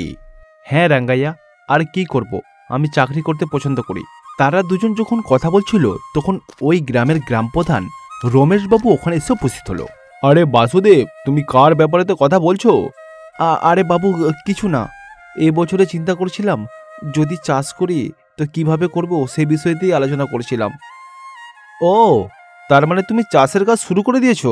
যদি তোমার ঋণের প্রয়োজন হয় আমাকে বলো, যত টাকা লাগবে আমি তোমাকে ঋণ দেব। না বাবু, এবছরেতে চিন্তা করছি কারো কাছ থেকে কোনো কিছু ঋণ করব না। আগের বছরে যা টাকা লাভ হয়েছিল সেই টাকাটা একধারে জমিয়ে রেখেছি, ভাবছি ওই টাকা দিয়ে এবারে চাষবাসটা শুরু করে দেবো। সেই জন্য এবছরে আমার টাকার কোনো প্রয়োজন নেই। ও আচ্ছা, তার মানে তুমি এবছর ঋণ নিচ্ছ না। তুমি ঋণ না নিয়ে কিভাবে চাষ করবে সেটা আমিও দেখব। ঠিক আছে, আমিও দেখব তুমি ঋণ না নিয়ে চাষবাসের কাজ কিভাবে এগিয়ে নিয়ে যেতে পারো। এই কথা বলে গ্রাম প্রধান রমেশবাবু ওখান থেকে চলে গেলেন। তারপর রমেশবাবু কিছুটা দূরে গিয়ে সে মনে মনে চিন্তা করতে লাগলো, বাসুদেবের কত বড় সাহস, বলে টাকা লাগবে না, চাষ হয়ে যাবে। এই গরিবের এত টাকা এলো কোথা থেকে? যেই দিন ওর সত্যিকারের লোনের দরকার পড়বে সেই দিন যখন আমার কাছে আসবে তখন আমিও দেখাবো যে আমি কি জিনিস। রমেশ বিরাইয়ার ওপরে খুবই রেগে গেল। তারপর রমেশ যে জমিটা ভাগে নিয়েছিল সেই জমিটাকে ভালো করে লাঙল করতে লাগলো। কুদাল দিয়ে সমস্ত আগাছাগুলোকে ভালো করে পরিষ্কার করলো। বাসুদেববাবু কাজ শেষ করে সেই দিন রাতে সে তার বাড়িতে ফিরে গেল। বাড়িতে গিয়ে দেখলো যে তার স্ত্রী অজ্ঞান হয়ে পড়ে আছে। কবিতা, কবিতা, কি হলো? চোখ খুলো। সে তার চোখে মুখে জলের ছিটা দিল, কিন্তু তারপরও সে উঠল না, কারণ কবিতার চোখ দুটো নষ্ট হয়ে গেছিল। সঙ্গে সঙ্গে বাসুদেব বাবু তাকে নিকটবর্তী হাসপাতালে অ্যাডমিট করল। ওখানে ডাক্তারবাবু কবিতার চেক আপ করে তারপর বাসুদেবকে বলল, দেখুন বাবু, আপনার স্ত্রীর আলসার হয়েছে। আপনার স্ত্রীকে 48 ঘন্টার মধ্যে অপারেশন করাতে হবে। অত্যাধিক ব্যথা এবং যন্ত্রণার কারণে তার দুটো চোখ নষ্ট হয়ে গেছে। দেখুন, অপারেশনের জন্য কিন্তু প্রায় 50,000 টাকা খরচা হতে পারে। আপনি কাউন্টারে 50,000 টাকা জমা করে দিলেই কিন্তু আমরা অপারেশন শুরু করে দেব। আপনি যত তাড়াতাড়ি পারেন টাকা জোগাড় করুন। এটা শোনা মাত্রই বাসুদেববাবু গ্রাম প্রধান রমেশের কাছে দৌড়ে গেল। সে প্রাণপণে ছুটতে লাগলো তার বাড়ির দিকে। কি ব্যাপার বাসুদেব, এত রাতে আমার বাড়িতে? বাবু, দয়া করে আমাকে কিছু টাকা ধার দিন। আমার স্ত্রীর চোখ নষ্ট হয়ে গেছে, দয়া করে আমাকে টাকা ধার দিয়ে সাহায্য করুন। আরে বাসুদেব, এটা কি? তুমি তো সকালেই আমাকে বললে যে তোমার কোনো টাকা লাগবে না। তুমিই তো আমাকে বললে চাষবাস করে বেশ কিছু টাকা জমি রেখেছো, সেই টাকা দিয়ে তোমার স্ত্রীর চিকিৎসা করাও। এখন আবার আমার কাছে আসার দরকার কি? বাবু, আমার কাছে কিছু টাকা আছে ঠিকই, কিন্তু অপারেশন করার জন্য অত টাকা আমার কাছে নেই। বাবু, দয়া করে আমাকে অন্তত সাহায্য করো। সকালের মধ্যেই তো দেখছি তোমার সমস্ত অহংকার ফুস হয়ে গেল। বাহ, বুঝলে তো, বেশি বার বাড়াটা কিন্তু একদমই ঠিক নয়। ঠিক আছে, আমি তোমাকে কিছু টাকা দিচ্ছি, এই টাকাগুলো রাখো। কিন্তু হ্যাঁ, একটা শর্তে, যে লোনের টাকাগুলো তোমাকে দিচ্ছি সেই টাকাগুলো কিন্তু সুদ সমেত সময় মতো ফেরত দেবে। ঠিক আছে বাবু, আমি সময় মতো আপনার লোন শোধ করে দেব। আমাকে দয়া করে টাকাগুলো দিন। তারপর বাসুদেববাবু তাকে ধন্যবাদ জানিয়ে টাকাগুলোকে নিয়ে দৌড়ে দৌড়ে ডাক্তারবাবুর কাছে এসে জমা করল। ডাক্তারবাবু অপারেশন করে কবিতাকে সম্পূর্ণরূপে সুস্থ করে তুলল। একদিন বা দুদিন থাকার পরে কবিতার হসপিটাল থেকে ছুটি হয়ে গেল। তার স্বামী তাকে নিয়ে বাড়ি চলে এলো। কবিতা, তোমার শরীর এখন কেমন আছে? এখন ঠিকঠাকভাবে সুস্থ মনে হচ্ছে তো? হ্যাঁ গো, আমি এখন আগের থেকে অনেকটাই ভালো আছি। তোমাকে শুধু শুধু আমার জন্য ঋণ নিতে হচ্ছে। তুমি এদিকে চাষের কাজটাও শুরু করতে পারলে না, আমার জন্য তোমায় কত কষ্ট করতে হচ্ছে। না কবিতা, সেরকম কোনো ব্যাপার নয়। তোমাকে সুস্থ করা তোলা তো আমার কর্তব্য। এখন তুমি বাড়িতে চলে এসেছো, আমি এখন নিশ্চিত। এইবার আমি কাল থেকে মন দিয়ে চাষবাসের কাজ শুরু করে দেব। বাসুদেববাবু যে টাকা জমেছিল সেই জমানো টাকা দিয়ে আবার চাষের কাজ শুরু করে দিল। একদিকে সে চাষবাসে সারাদিন কাজ করত, আর তারপরে বাড়িতে এসে রান্নাবান্না সহ তার স্ত্রীর ভালো করে খেয়াল রাখত। এইভাবে বেশ কিছুদিন কেটে গেল। এই মাসটা তো কেটে গেল, কই বাসুদেব তো লোনের টাকাটা শোধ করে দিয়ে গেল না। যখন টাকা দরকার ছিল বাবু বাবু করে হাতে পায়ে ধরে ফেললো, আর টাকা শোধ করার বলতাই বাস। দাঁড়াও, আমি যে কি জিনিস তোমাকে আমি হারে হারে টের পাওয়াবো। আমি আগেই বলেছিলাম আমার টাকা কেউ মারতে পারবে না। এইবার ঠেলা বোঝাবো আমি। তারপর গ্রাম প্রধান পঞ্চায়েতের সমস্ত মেম্বারকে ডেকে বাসুদেব বাবুকে ডাক করালো। কি হয়েছে বাবু, আপনি আমাকে ডেকে পাঠিয়েছেন? আমি তোমাকে এই কারণে এখানে ডেকেছি, তোমাকে স্পেশাল সম্মান করব। সম্মান? আমাকে সম্মান? আমি কিছু বুঝতে পারছি না। কেন, তুমি বুঝতে পারছো না? আমার 2 মাসের টাকা বাকি আছে। তুমি কি বুঝতে পারছো না কি জন্য তোমাকে ডেকেছি? বাবু, আপনি হয়তো জানেন না, আমার স্ত্রী এখনো অসুস্থ। প্রতি মাসে ওর ওষুধ কিনতে কিনতে সমস্ত টাকা শেষ হয়ে যাচ্ছে। সেই জন্য আমি সময় মতো আপনার টাকাটা শোধ করতে পারছি না। বাবু, একবার আমার ফসলটা উঠে যাক, তারপর আমি কথা দিচ্ছি সমস্ত টাকা আপনার শোধ করে দেব। আমি আপনার একটাও টাকা ফেলে রাখবো না। রমেশবাবু বাসুদেবের কোনো কথাই শুনল না। সে তার পেয়াদা দিয়ে তাকে লাঠিপেটা করতে শুরু করলো। বেচারা বাসুদেব মুখ বুজে সমস্ত মার সহ্য করলো। কি গো, তোমার এইসব কি হয়েছে? তোমার শরীরে এত চোট লেগেছে কি করে গো? রমেশবাবু আমার কষ্ট না বুঝেই তার পেয়াদা দিয়ে আমাকে লাঠিপেটা করেছে। আমি তাকে সময় মতো টাকা দিতে পারিনি, সমস্ত লোকের সামনে আমাকে অপমান করেছে। এইভাবে মন খারাপ করো না, আমাদের দুঃখ কষ্টগুলো গিয়ে ভগবান শিবকে জানাও, উনি ঠিক সমাধান বার করে দেবেন। তারপরে বাসুদেব বাবু ভগবান শিবের কাছে গেল। তার কাছে গিয়ে মনের সমস্ত দুঃখ তাকে বলল, হে ভগবান শিব, আমি খুবই সমস্যার মধ্যে আছি, দয়া করে এই সমস্যা থেকে আমাকে মুক্তি দাও। আমার স্ত্রী অসুস্থ, যার জন্য আমি টাকা ঠিকঠাকভাবে উপার্জন করলেও সে টাকা খরচা হয়ে যাচ্ছে। আপনাকে আর কি বলবো, আপনি তো সবই জানেন আমার ব্যাপারে। ভগবান, আমার পরিস্থিতি বোঝার চেষ্টা করুন, দয়া করে আমাকে এই কঠিন পরিস্থিতি থেকে বার করুন। স্বামী, আমি আর অপমান সহ্য করতে পারছি না। বাসুদেববাবু এইভাবে মহাদেব শিবের কাছে প্রার্থনা করল। এইভাবে ওই রাতটা কোনো রকমে কেটে গেল। পরের দিন সকালবেলা বাসুদেবের বাড়িতে রুদ্রাইয়া নামের একজন লোক এসে উপস্থিত হলো। বাবু, আমি শীর্ষণ থেকে এসেছি। রাস্তা দিয়ে আস্তে আস্তে আমি সমস্ত টাকাগুলো হারিয়ে ফেলেছি। আমি এখন আমার গ্রামে যেতে পারছি না। বাবু, আপনি কি আমাকে কাজ দেবেন? আমি কিছু কাজ করতে চাই। কাজ করে কিছু টাকা উপার্জন করলে কিছু টাকা হয়ে যাবে, তখন হয়তো আমি আমার গ্রামেতে ফিরে যেতে পারবো। বলুন না বাবু, আমাকে কিছু কাজ দেন না, দিন না বাবু। ও সত্যি আপনার জন্য খুবই খারাপ লাগছে। আপনি আমার সাথে চাষের কাজ করবেন? আপনি যদি আমার সাথে কাজ করেন তাহলে কিছু টাকা আমি আপনাকে দিতে পারি। আপনি কি আমার সাথে চাষের কাজে হেল্প করবেন? হ্যাঁ বাবু, হ্যাঁ, আমি তাই করব। আপনি যা বলবেন আমি তাই করব। তারপর রুদ্রাইয়া বাসুদেব বাবুর সাথে একসাথে মিলে জমি চাষ শুরু করে দিল। রুদ্রাইয়া নামের ওই লোকটি কয়েক মিনিটের মধ্যে সমস্ত কাজ শেষ করে ফেলল। এমনকি কয়েক মিনিটের মধ্যে তার জমির রোপণের কাজ শেষ হয়ে গেল। এমনকি কয়েক মিনিটের মধ্যে সমস্ত আগাছা পরিষ্কার করে ফেলল। এমনকি কয়েক মিনিটের মধ্যে আল কেটে জমিতে জল দিতে লাগলো। আরে, আপনি এত দ্রুত কাজ কিভাবে করছেন? আপনি তো হাঁপিয়ে যাবেন, একটু ধীরে ধীরে করুন। বাবু, এটাই আমার স্বাভাবিক স্পিড। আমি এইভাবে দ্রুত কাজ করতে পছন্দ করি। বাবু, আমি ভালো করে কাজ করছি তো? আপনি খুশি তো? বাবু, আপনি এখন বিশ্রাম নিন। যে ফসল ফলতে প্রায় 6 মাস লাগে সেটা 3 মাসের মধ্যেই ফলে গেল। এমনকি ফসলেতে স্বাভাবিকের তুলনায় ফসল দ্বিগুণ হয়েছিল। এটা খুবই আশ্চর্যের ব্যাপার। বাসুদেববাবু ফসল বিক্রি করে এবছরে অনেক টাকা উপার্জন করে। এই নিন রমেশবাবু, আপনার টাকাটা এখানে সম্পূর্ণ রয়েছে, আপনি গুনে নেবেন। আপনি তো আমাকে ভিখারি চোখেই দেখেন। ঠিক আছে, আসছি। তারপর বাসুদেববাবু রুদ্রাইয়ার কাছে গেল। রুদ্রাইয়া যে এতদিন ধরে তার কাছে কাজ করলো তাকেও তো কিছু টাকা দিতে হবে। তখনই রুদ্রাইয়া মহাশিবে পরিণত হল। বাসুদেব, তুমিই তো বলেছিলে যে আমি তোমার মা, আমি তোমার বাবা, আমি তোমার পুত্র। পুত্র যদি তার বাবার হয়ে কাজ করে, সেই বাবা কি তার পুত্রকে টাকা দেয়? তুমি খুবই গভীর সমস্যার মধ্যে ছিলে, আমার কাছে হাত জোর করে কেঁদেছিলে। তোমার কষ্ট আমি কিভাবে দেখে থাকতে পারি, সেই জন্যই তোমাকে সাহায্য করেছি। স্বামী, আপনাকে অসংখ্য ধন্যবাদ। স্বামী, আপনি এইভাবে এসে যে আমাকে সারপ্রাইজ করবেন আমি কখনোই ভাবতে পারিনি। আপনাকে অসংখ্য অসংখ্য ধন্যবাদ। আমি ওই গ্রাম প্রধানের কাছে যে যন্ত্রণা সহ্য করেছি, আমি মুখ বুজে সহ্য করতে পারিনি। আমার স্ত্রীর এরকম পরিস্থিতি। তারপর মহাদেব শিব তার চাষবাসের কাজেতে কোনো রকম কোনো বাধা বিপত্তি না আসে সেই জন্য তাকে আশীর্বাদ করলো। তারপর ওখান থেকে অদৃশ্য হয়ে গেল। বন্ধুরা, আপনাদের সকলকে নমস্কার। আজকে আমরা দেখব গর্ভবতী হাতি শিবের প্রতি ভক্তি। কল্যাণপুর নামক একটা খুব সুন্দর গ্রাম ছিল। সেই গ্রামেতে কান্তাইয়া নামের একজন লোক বসবাস করত। কান্তাইয়ার কাছে খুব বড় একটা গর্ভবতী হাতি ছিল। সেই হাতির নাম ছিল কমলা। কান্তাইয়া সেই গর্ভবতী হাতির খুবই সাবধানের সাথে দেখাশোনা করত। কমলার খাবার বলতে গেলে কমলা নিজেই জঙ্গলে চলে যেত। জঙ্গলে ঘুরে ঘুরে সে খেত। কিন্তু রাতের বেলা সে কান্তাইয়ার কাছে আসে আর তার বাড়ির বাইরে সে সেখানেই ঘুমিয়ে পড়ত। এইরকমই প্রতিদিন কমলা সকালবেলা ঘুম থেকে উঠে জঙ্গলে চলে যেত। সারাদিন খাওয়া দাওয়া করে আবার ফিরে আসতো।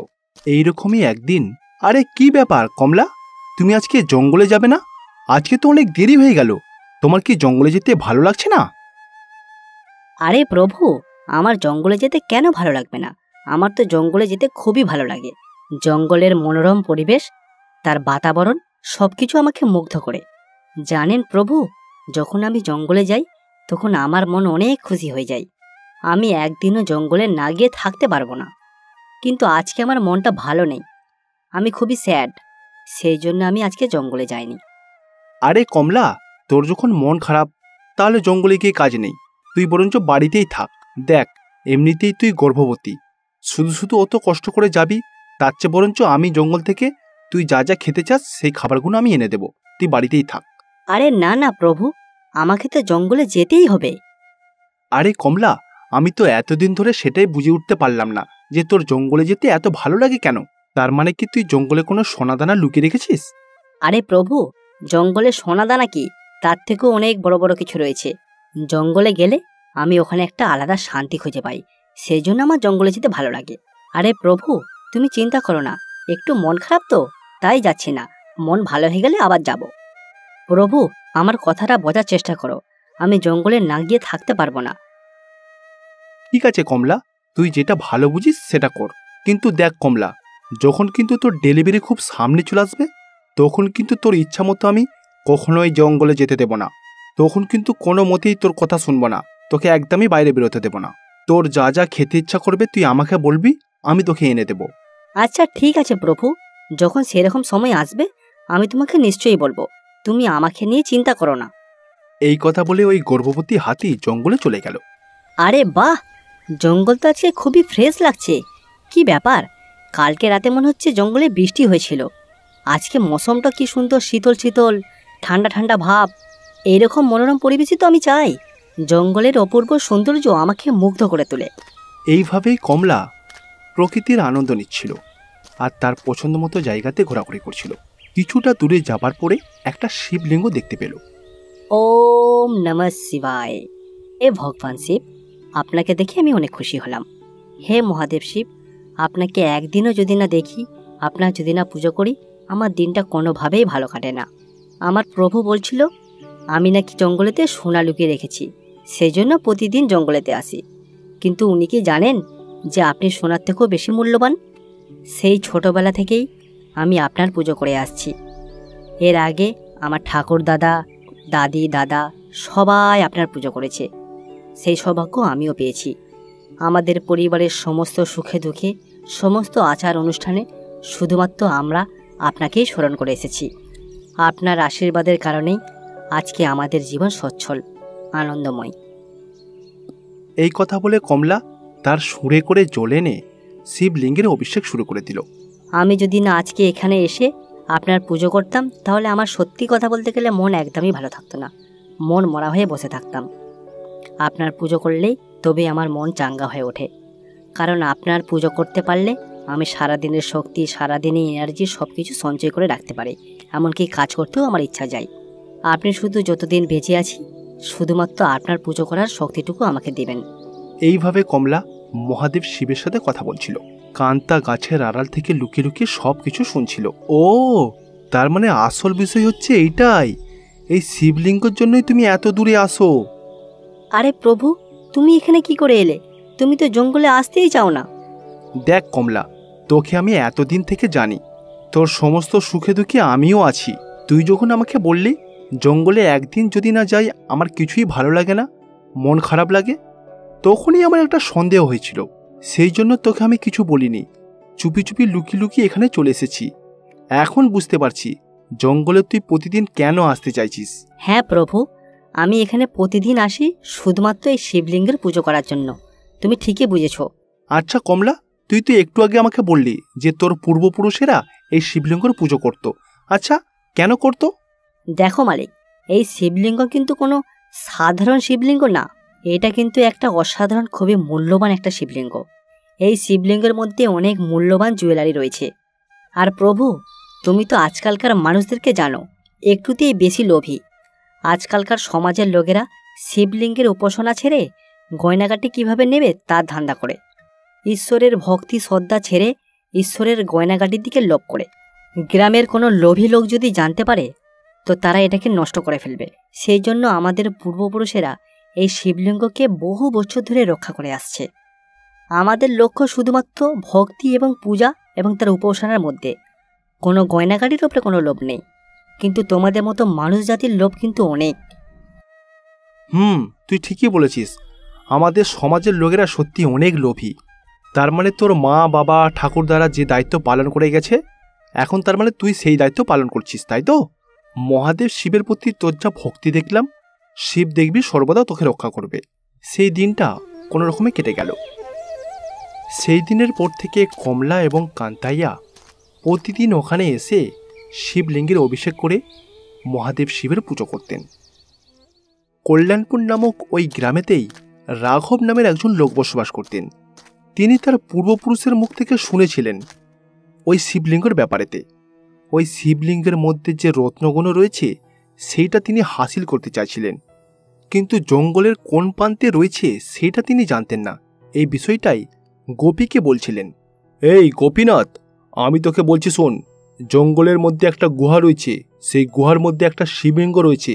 সেই শিবলিঙ্গের মধ্যে যে জুয়েলারিগুলো রয়েছে সেটা কোনো সাধারণ জুয়েলারি নয়, খুবই মূল্যবান জুয়েলারি। আমাদের পূর্বপুরুষেরা অনেক চেষ্টা করেছে, কিন্তু কোনোভাবেই ওই শিবলিঙ্গটাকে হাসিল করতে পারেনি। কারণ শুনেছি অনেক জন্তু জানোয়ার ওই শিবলিঙ্গের উপাসনা করে শিবলিঙ্গটাকে কয়েক বছর ধরে রক্ষা করে আসছে। আমরা কালকে ওই গুহার কাছে যাব, শিবলিঙ্গটাকে হাসিল করব। আর লিঙ্গের মধ্যে যে জুয়েলারিগুলো রয়েছে সেটা যদি বিদেশে বিক্রি করি কোটি কোটি টাকা উপার্জন করতে পারবো। ঠিক আছে রাঘবদা, আপনার কথা মতোই হবে। আমারও দেখার ইচ্ছা করছে ওই শিবলিঙ্গটাকে, আর তার মধ্যে যে জুয়েলারিটাকে রয়েছে সেই জুয়েলারিগুলোকে দেখতে পারলে আমার জীবন তো ধন্য হয়ে যাবে। ঠিক আছে, তাহলে কালকে চলো। পরের দিন থেকেই তারা দুজন সিদ্ধান্ত নিল জঙ্গলে গিয়ে ওই লিঙ্গমটাকে চুরি করবে। এইভাবে খুঁজে খুঁজে তারা দুজন ওই জায়গাতে পৌঁছে গেল। তারা দুজন একটা গাছের আড়াল থেকে দেখল কান্তাইয়াকে এবং কমলাকে। আরে, আমি তো জানতাম এই লিঙ্গের ব্যাপারেতে কেউই জানেনি, কিন্তু দেখছি গ্রামের কান্তাইয়া তো জানে। আমার কাছে যদি এই মুহূর্তে বন্দুকটা থাকতো, আমি ওদের দুজনকে মেরে ওই লিঙ্গমটাকে নিয়ে চলে যেতাম। যে করে হোক আমাকে ওটা হাসিল করতেই হবে। অন্যদিকে কমলা কান্তাকে বলল, বন্ধু কান্তাইয়া, আমার খুব জল তেষ্টা পেয়েছে, আমি একটু জল খেয়ে আসছি। সামনেই একটা পুকুর আছে, আমি এখনই জল খেয়ে আসছি। আরে কমলা, তোকে যেতে হবে না, আমি এখনই তোর জন্য জল নিয়ে আসছি। কান্তাইয়া তাকে ওখানে রেখে সে জল আনতে চলে গেল পাশের পুকুর থেকে। গোপী, এইবার চল, তোর কাছে যে বন্দুকটা রয়েছে ওই হাতিটাকে মেরে আমাদের শিবলিঙ্গটাকে হাসিল করতে হবে। তারপর রাঘব এবং গোপী ওখানে পৌঁছালো। কমলা তাদের দুজনকে একসাথে দেখে তো অবাক হয়ে গেল। কমলা দেখলো যে তাদের কাছে বন্দুক আছে। দেখো, তোমাকে দেখে মনে হচ্ছে তুমি গর্ভবতী। যদি নিজের বাচ্চার প্রাণ এবং নিজের প্রাণ বাঁচাতে চাও তাহলে আমাদের রাস্তা থেকে কেটে পড়ো। আমরা যে কোনো মূল্যে এই শিবলিঙ্গটাকে নিয়ে যেতে এসেছি। তোমাদের কাছে যতই বন্দুক থাকুক, যাই কিছু থাকুক না কেন, আমার প্রাণ যাতে চলে যায় তাও ঠিক আছে, আমি কোনো মতেই এই শিবলিঙ্গকে তোমাদেরকে স্পর্শ করতে দেব না। দেখো, তুমি আমার হাতে বন্দুক দেখতে পাচ্ছ তো? বেশি কথা বললে কিন্তু এই বন্দুক দিয়ে গুলি করে তোমাকে হত্যা করব। ভালোই ভালোই বলছি, এখান থেকে চলে যাও। তখন কমলা কারো কথা না শুনে কোনো বন্দুককে না ভয় পেয়ে সে মহাদেবের ওই শিবলিঙ্গটাকে জড়িয়ে ধরে ফেলবে। আমি তোমাদের মতো এরকম দুষ্ট লোকের হাতে কখনো এই শিবলিঙ্গকে তুলে দিতে পারবো না। তাতে আমার প্রাণ চলে যায় তাও ঠিক আছে, আমার লাশের ওপর থেকে তবে শিবলিঙ্গকে নিয়ে যেতে হবে, না হলে কিন্তু তোমরা পারবে না। যতক্ষণ আমার দম আছে আমি আমার শিবলিঙ্গকে বাঁচিয়ে রাখবো তোমাদের মতো দুষ্কৃতীর হাত থেকে। কমলার মুখ থেকে এইরকম কথা শুনে গোপী খুবই রেগে গেল আর সে বন্দুক দিয়ে গুলি চালিয়ে দিল। আহ, মহাদেব শিব, হে মহাদেব শিব, এই দুষ্ট লোকদের হাত থেকে আমাকে দয়া করে রক্ষা করুন, আমি আর পারছি না। তখনই কান্তাইয়া শুনতে পেল বন্দুকের গুলির আওয়াজ আর কমলা জোরে জোরে চেঁচাচ্ছে। সঙ্গে সঙ্গে সে বুঝতে পারল যে কোনো বিপদ হয়েছে। কান্তাইয়া তখন দৌড়ে দৌড়ে সেই জায়গায় যেতে লাগলো। তখনই কৈলাস থেকে মহাদেব শিব সব কিছু লক্ষ্য করলো। এইসব দেখে মহাদেব শিব আর থাকতে পারল না, সোজা কৈলাস থেকে ওই স্থানে পৌঁছালো। তোমার এত বড় আসপারদা, আমার ভক্তের ওপরে তুমি গুলি চালাও? তোমার এত সাহস আসে কোথা থেকে? তুমি জানো না ও একজন গর্ভবতী হাতি? ও শুধুমাত্র আমার লিঙ্গমকে রক্ষা করতে চেয়েছিল। তোমাদের মানব জাতি এত লোভী, এত লোভী, ভগবানের পুজো অর্চনা ছেড়ে শুধুমাত্র টাকা পয়সা, ধন দৌলত, জুয়েলারির প্রতি তোমাদের লোভ। তোমাদের মতো লোকের এই পৃথিবীতে কোনো জায়গা নেই। তারপর ভগবান শিব গোপীনাথ এবং রাঘব বাবুকে তার ত্রিশূল দিয়ে বধ করল। সঙ্গে সঙ্গে কান্তাইয়া সেখানে উপস্থিত হলো। ভগবান শিবকে সেখানে দেখে অবাক হয়ে গেল। কমলা, তোমার অপূর্ব ভক্তিতে আজকে আমি এখানে এসেছি। তুমি তোমার নিজের প্রাণের বিনিময়ে আমাকে যে কোনো শর্তে রক্ষা করতে চেয়েছিলে। তুমি কোনো রকম নিজের স্বার্থ ছাড়াই আমাকে রক্ষা করেছ। কমলা, তোমার এরকম সরলতা, তোমার ভালোবাসাকে সত্যি আমি অনেক পছন্দ করি। স্বামী, আপনাকে অসংখ্য অসংখ্য ধন্যবাদ স্বামী। আপনি কৈলাস থেকে স্বয়ং শুধুমাত্র আমার জন্য এসেছেন। আপনাকে অসংখ্য ধন্যবাদ। মহাদেব শিব তাদেরকে আশীর্বাদ করে ওখান থেকে অদৃশ্য হয়ে গেল। মহাদেব শিব কমলাকে সম্পূর্ণভাবে সুস্থ করে দিল। কান্তাইয়া আর কমলা দুজনে আবার গ্রামেতে চলে গেল। প্রতিবারের মতো মহাদেব শিব কৈলাসে বসে ধ্যান করছিলেন। অন্যদিকে গণেশ এবং কার্তিক পৃথিবীতে গেছিল তাদের ভক্তদের সমস্ত দুঃখ কষ্ট দূর করতে। তারা দুজন তাদের প্রিয় ভক্তদের সমস্ত ইচ্ছা পুরো করল। তারপর তারা দুজন তাদের বাহনে চেপে পৃথিবী থেকে কৈলাসে ফিরছিলেন। অন্যদিকে মাতা পার্বতী তার সন্তানদের জন্য নানা রকমের মিষ্টি তৈরি করছিলেন। অবশেষে তারা দুজন কৈলাসে ফিরলেন। ভাই, আমরা অনেক দিন পরে বাড়ি ফিরছি, তাই না? সত্যি ভাই, যেখানেই থাকি না কেন বাড়ির মতো শান্তি কোথাও নেই। আমাদের মা আমাদেরকে দেখার জন্য ব্যাকুল হয়ে পড়েছে। হ্যাঁ ভাই, তুমি একদম ঠিক বলেছ। শুধু তাই নয় ভাই, আমরা এতদিন পরে বাড়ি ফিরছি, মা নিশ্চয়ই আমাদের জন্য ভালো ভালো মিষ্টি তৈরি করছে। হ্যাঁ ভাই কার্তিক, তুমি একদম ঠিক বলেছ। আমিও সেসব মিষ্টিগুলোকে এখনই খেতে চাই। এইভাবে তারা দুজন একে অপরের সাথে কথা বলতে বলতে কৈলাসের দিকে রওনা দিল। অনেক দিন পরে মাতা পার্বতী তার সন্তানদেরকে দেখে অনেক খুশি হল। সঙ্গে সঙ্গে তাদের দুজনকে দেখে গলা জড়িয়ে ধরে কাঁদতে শুরু করে দিল। সঙ্গে সঙ্গে ভগবান বিনায়ক তার মায়ের পায়ে পড়ে গেল। তার মায়ের চরণ স্পর্শ করে সে বলল, মা, আমরা পৃথিবীর যে প্রান্তেই যাই না কেন বাড়ির মতো শান্তি কোথাও খুঁজে পাই না। সত্যি অনেক ভালো লাগছে আজকে। হ্যাঁ মা, সত্যি আমাদের যতই দেরি হোক না কেন, যতই আমরা কষ্ট থাকি না কেন, তোমার হাসি মুখ দেখে সবকিছু ভুলে যাই। আরে বাচ্চারা, তোমাদেরকে দেখে খুব ক্লান্ত মনে হচ্ছে। যাও, তোমরা স্নানটা সেরে নাও, তারপরে তোমাদের জন্য আমি খাবার বেড়ে দেব। যাও। তারপর তারা দুজন দৌড়ে দৌড়ে পাশের একটা ঝিলে চলে গেল। সেখানে গিয়ে তারা ভালো করে স্নান করল। স্নান সেরে তারা দুজন রান্নাঘরে চলে গেল মায়ের কাছে খাবার জন্য। আরে বাচ্চারা, তোমরা চলে এসেছো? ঠিক আছে, বসো, তোমাদেরকে খেতে দেব। এই কথা বলে মাতা পার্বতী দেবী তাদের দুজনকে খাবার সার্ভ করল। বিনায়ক খাবারগুলোকে দেখে, ওয়াও মা, এই লাড্ডুগুলো তো খেতে অনেক টেস্টি হয়। থ্যাংক ইউ মা, থ্যাংক ইউ। মা, আজকে এত রকমের মিষ্টি, তার সাথে পাকান, এত কিছু দেখে তো আমি অবাক হয়ে যাচ্ছি। কোনটা ছেড়ে কোনটা খাবো? মা, খুবই সুস্বাদু হয়েছে কিন্তু। এই কথা বলে ভগবান বিনায়ক এবং ভগবান কার্তিক তারা দুজন খাওয়া শুরু করে দিল। এক এক করে তারা দুজন খেয়েই যাচ্ছিল, আর মাতা পার্বতী তাদেরকে খাবার সার্ভ করছিল। তারপর তারা দুজন ভাই খাওয়া শেষ করল। তারা দুজন তাদের মাকে অনেক ধন্যবাদ জানালো যে খাবার খুবই সুস্বাদু হয়েছে। তারপর তারা দুজন বেদ পাঠ করতে গেল। অন্যদিকে ভগবান কার্তিক খুব সুন্দরভাবে বেদ পাঠ করতে লাগলো, কিন্তু ভগবান বিনায়কের মন পড়েছিল ওই লাড্ডুগুলোর দিকেই। ভাই, আজকের লাড্ডুগুলো খেতে খুবই সুস্বাদু ছিল, তাই না? এরকম খাবার এর আগে আমি কখনোই খাইনি। উফ, যা টেস্ট! হ্যাঁ ভাই, তুমি ঠিক বলেছ, খাবারটা আমারও খুবই ভালো লেগেছে। তাহলে চল ভাই, রান্নাঘর থেকে আরও কিছু লাড্ডু নিয়ে আসি। এই কথা বলে তারা দুজন ভাই আবারও দৌড়ে দৌড়ে রান্নাঘরতে গেল, কিন্তু সেখানে তারা লাড্ডুর বাউলটা খুঁজে পেল না। তখন কার্তিক আর বিনায়ক রান্নাঘর থেকে হতাশ হয়ে বাইরে বেরোলো। বাইরে বেরিয়ে দেখলো যে মাতা পার্বতী সমস্ত চৌকিদার প্রহরীদেরকে এক এক করে লাড্ডু বিলি করছে। কি হলো বাচ্চারা, তোমরা আবার চলে এলে? কিছু লাগবে নাকি? মা, আমি আরও কিছু লাড্ডু খেতে চাই। আমার পেট ভালো করে ভরেনি। লাড্ডুগুলো কিন্তু খুবই সুস্বাদু হয়েছিল। কিন্তু অবশিষ্ট যেটুকু খাবার পড়েছিল আমি তো কৈলাসে থাকা সবাইকে দিয়ে দিলাম। এখন কি করব? কিন্তু মা, ওই বাটিতে তো দেখছি এখনো দুটো লাড্ডু রয়েছে। আমাদের দু ভাইকে দুটো লাড্ডু দিয়ে দাও, আমাদের মনে হয় পেট ভরে যাবে। না বাবারা, এই লাড্ডুটা তো তোমাদের পিতাশ্রীর জন্য। উনি তো এখন নেই কৈলাসে। উনি ফিরে এলে আমি এটা ওনাকে খেতে দেব। তোমরা চিন্তা করো না, কালকে তোমাদের জন্য আবার আমি লাড্ডু তৈরি করে দেব, ঠিক আছে? এই কথা বলে মাতা পার্বতী ওই লাড্ডুগুলোকে নিয়ে রান্নাঘরেতে ভালো করে রেখে দিল। কিন্তু ভগবান বিনায়ক এবং ভগবান কার্তিক তাদের দুজনের ওই লাড্ডুর দিকেই মন পড়েছিল। তারা চাইছিল যে করেই হোক ওই লাড্ডুগুলোকে আমাদেরকে খেতেই হবে। এই ভাই বিনায়ক, আমার মাথায় একটা ধাসু আইডিয়া এসেছে। আমরা দুজন যদি আমার বাবার রূপ ধারণ করে মায়ের কাছে যাই তাহলে মা তো নিশ্চয়ই আমাদেরকে লাড্ডু দেবে। আরে ভাই, তোমার আইডিয়া তো সত্যি অসাধারণ। এই কথা বলে ভগবান বিনায়ক তার বাবার রূপ ধারণ করল, মানে মহাদেব শিবের রূপ ধারণ করল। কিরে ভাই কার্তিক, এইবার দেখ আমাকে বাবার মতো দেখতে লাগছে তো?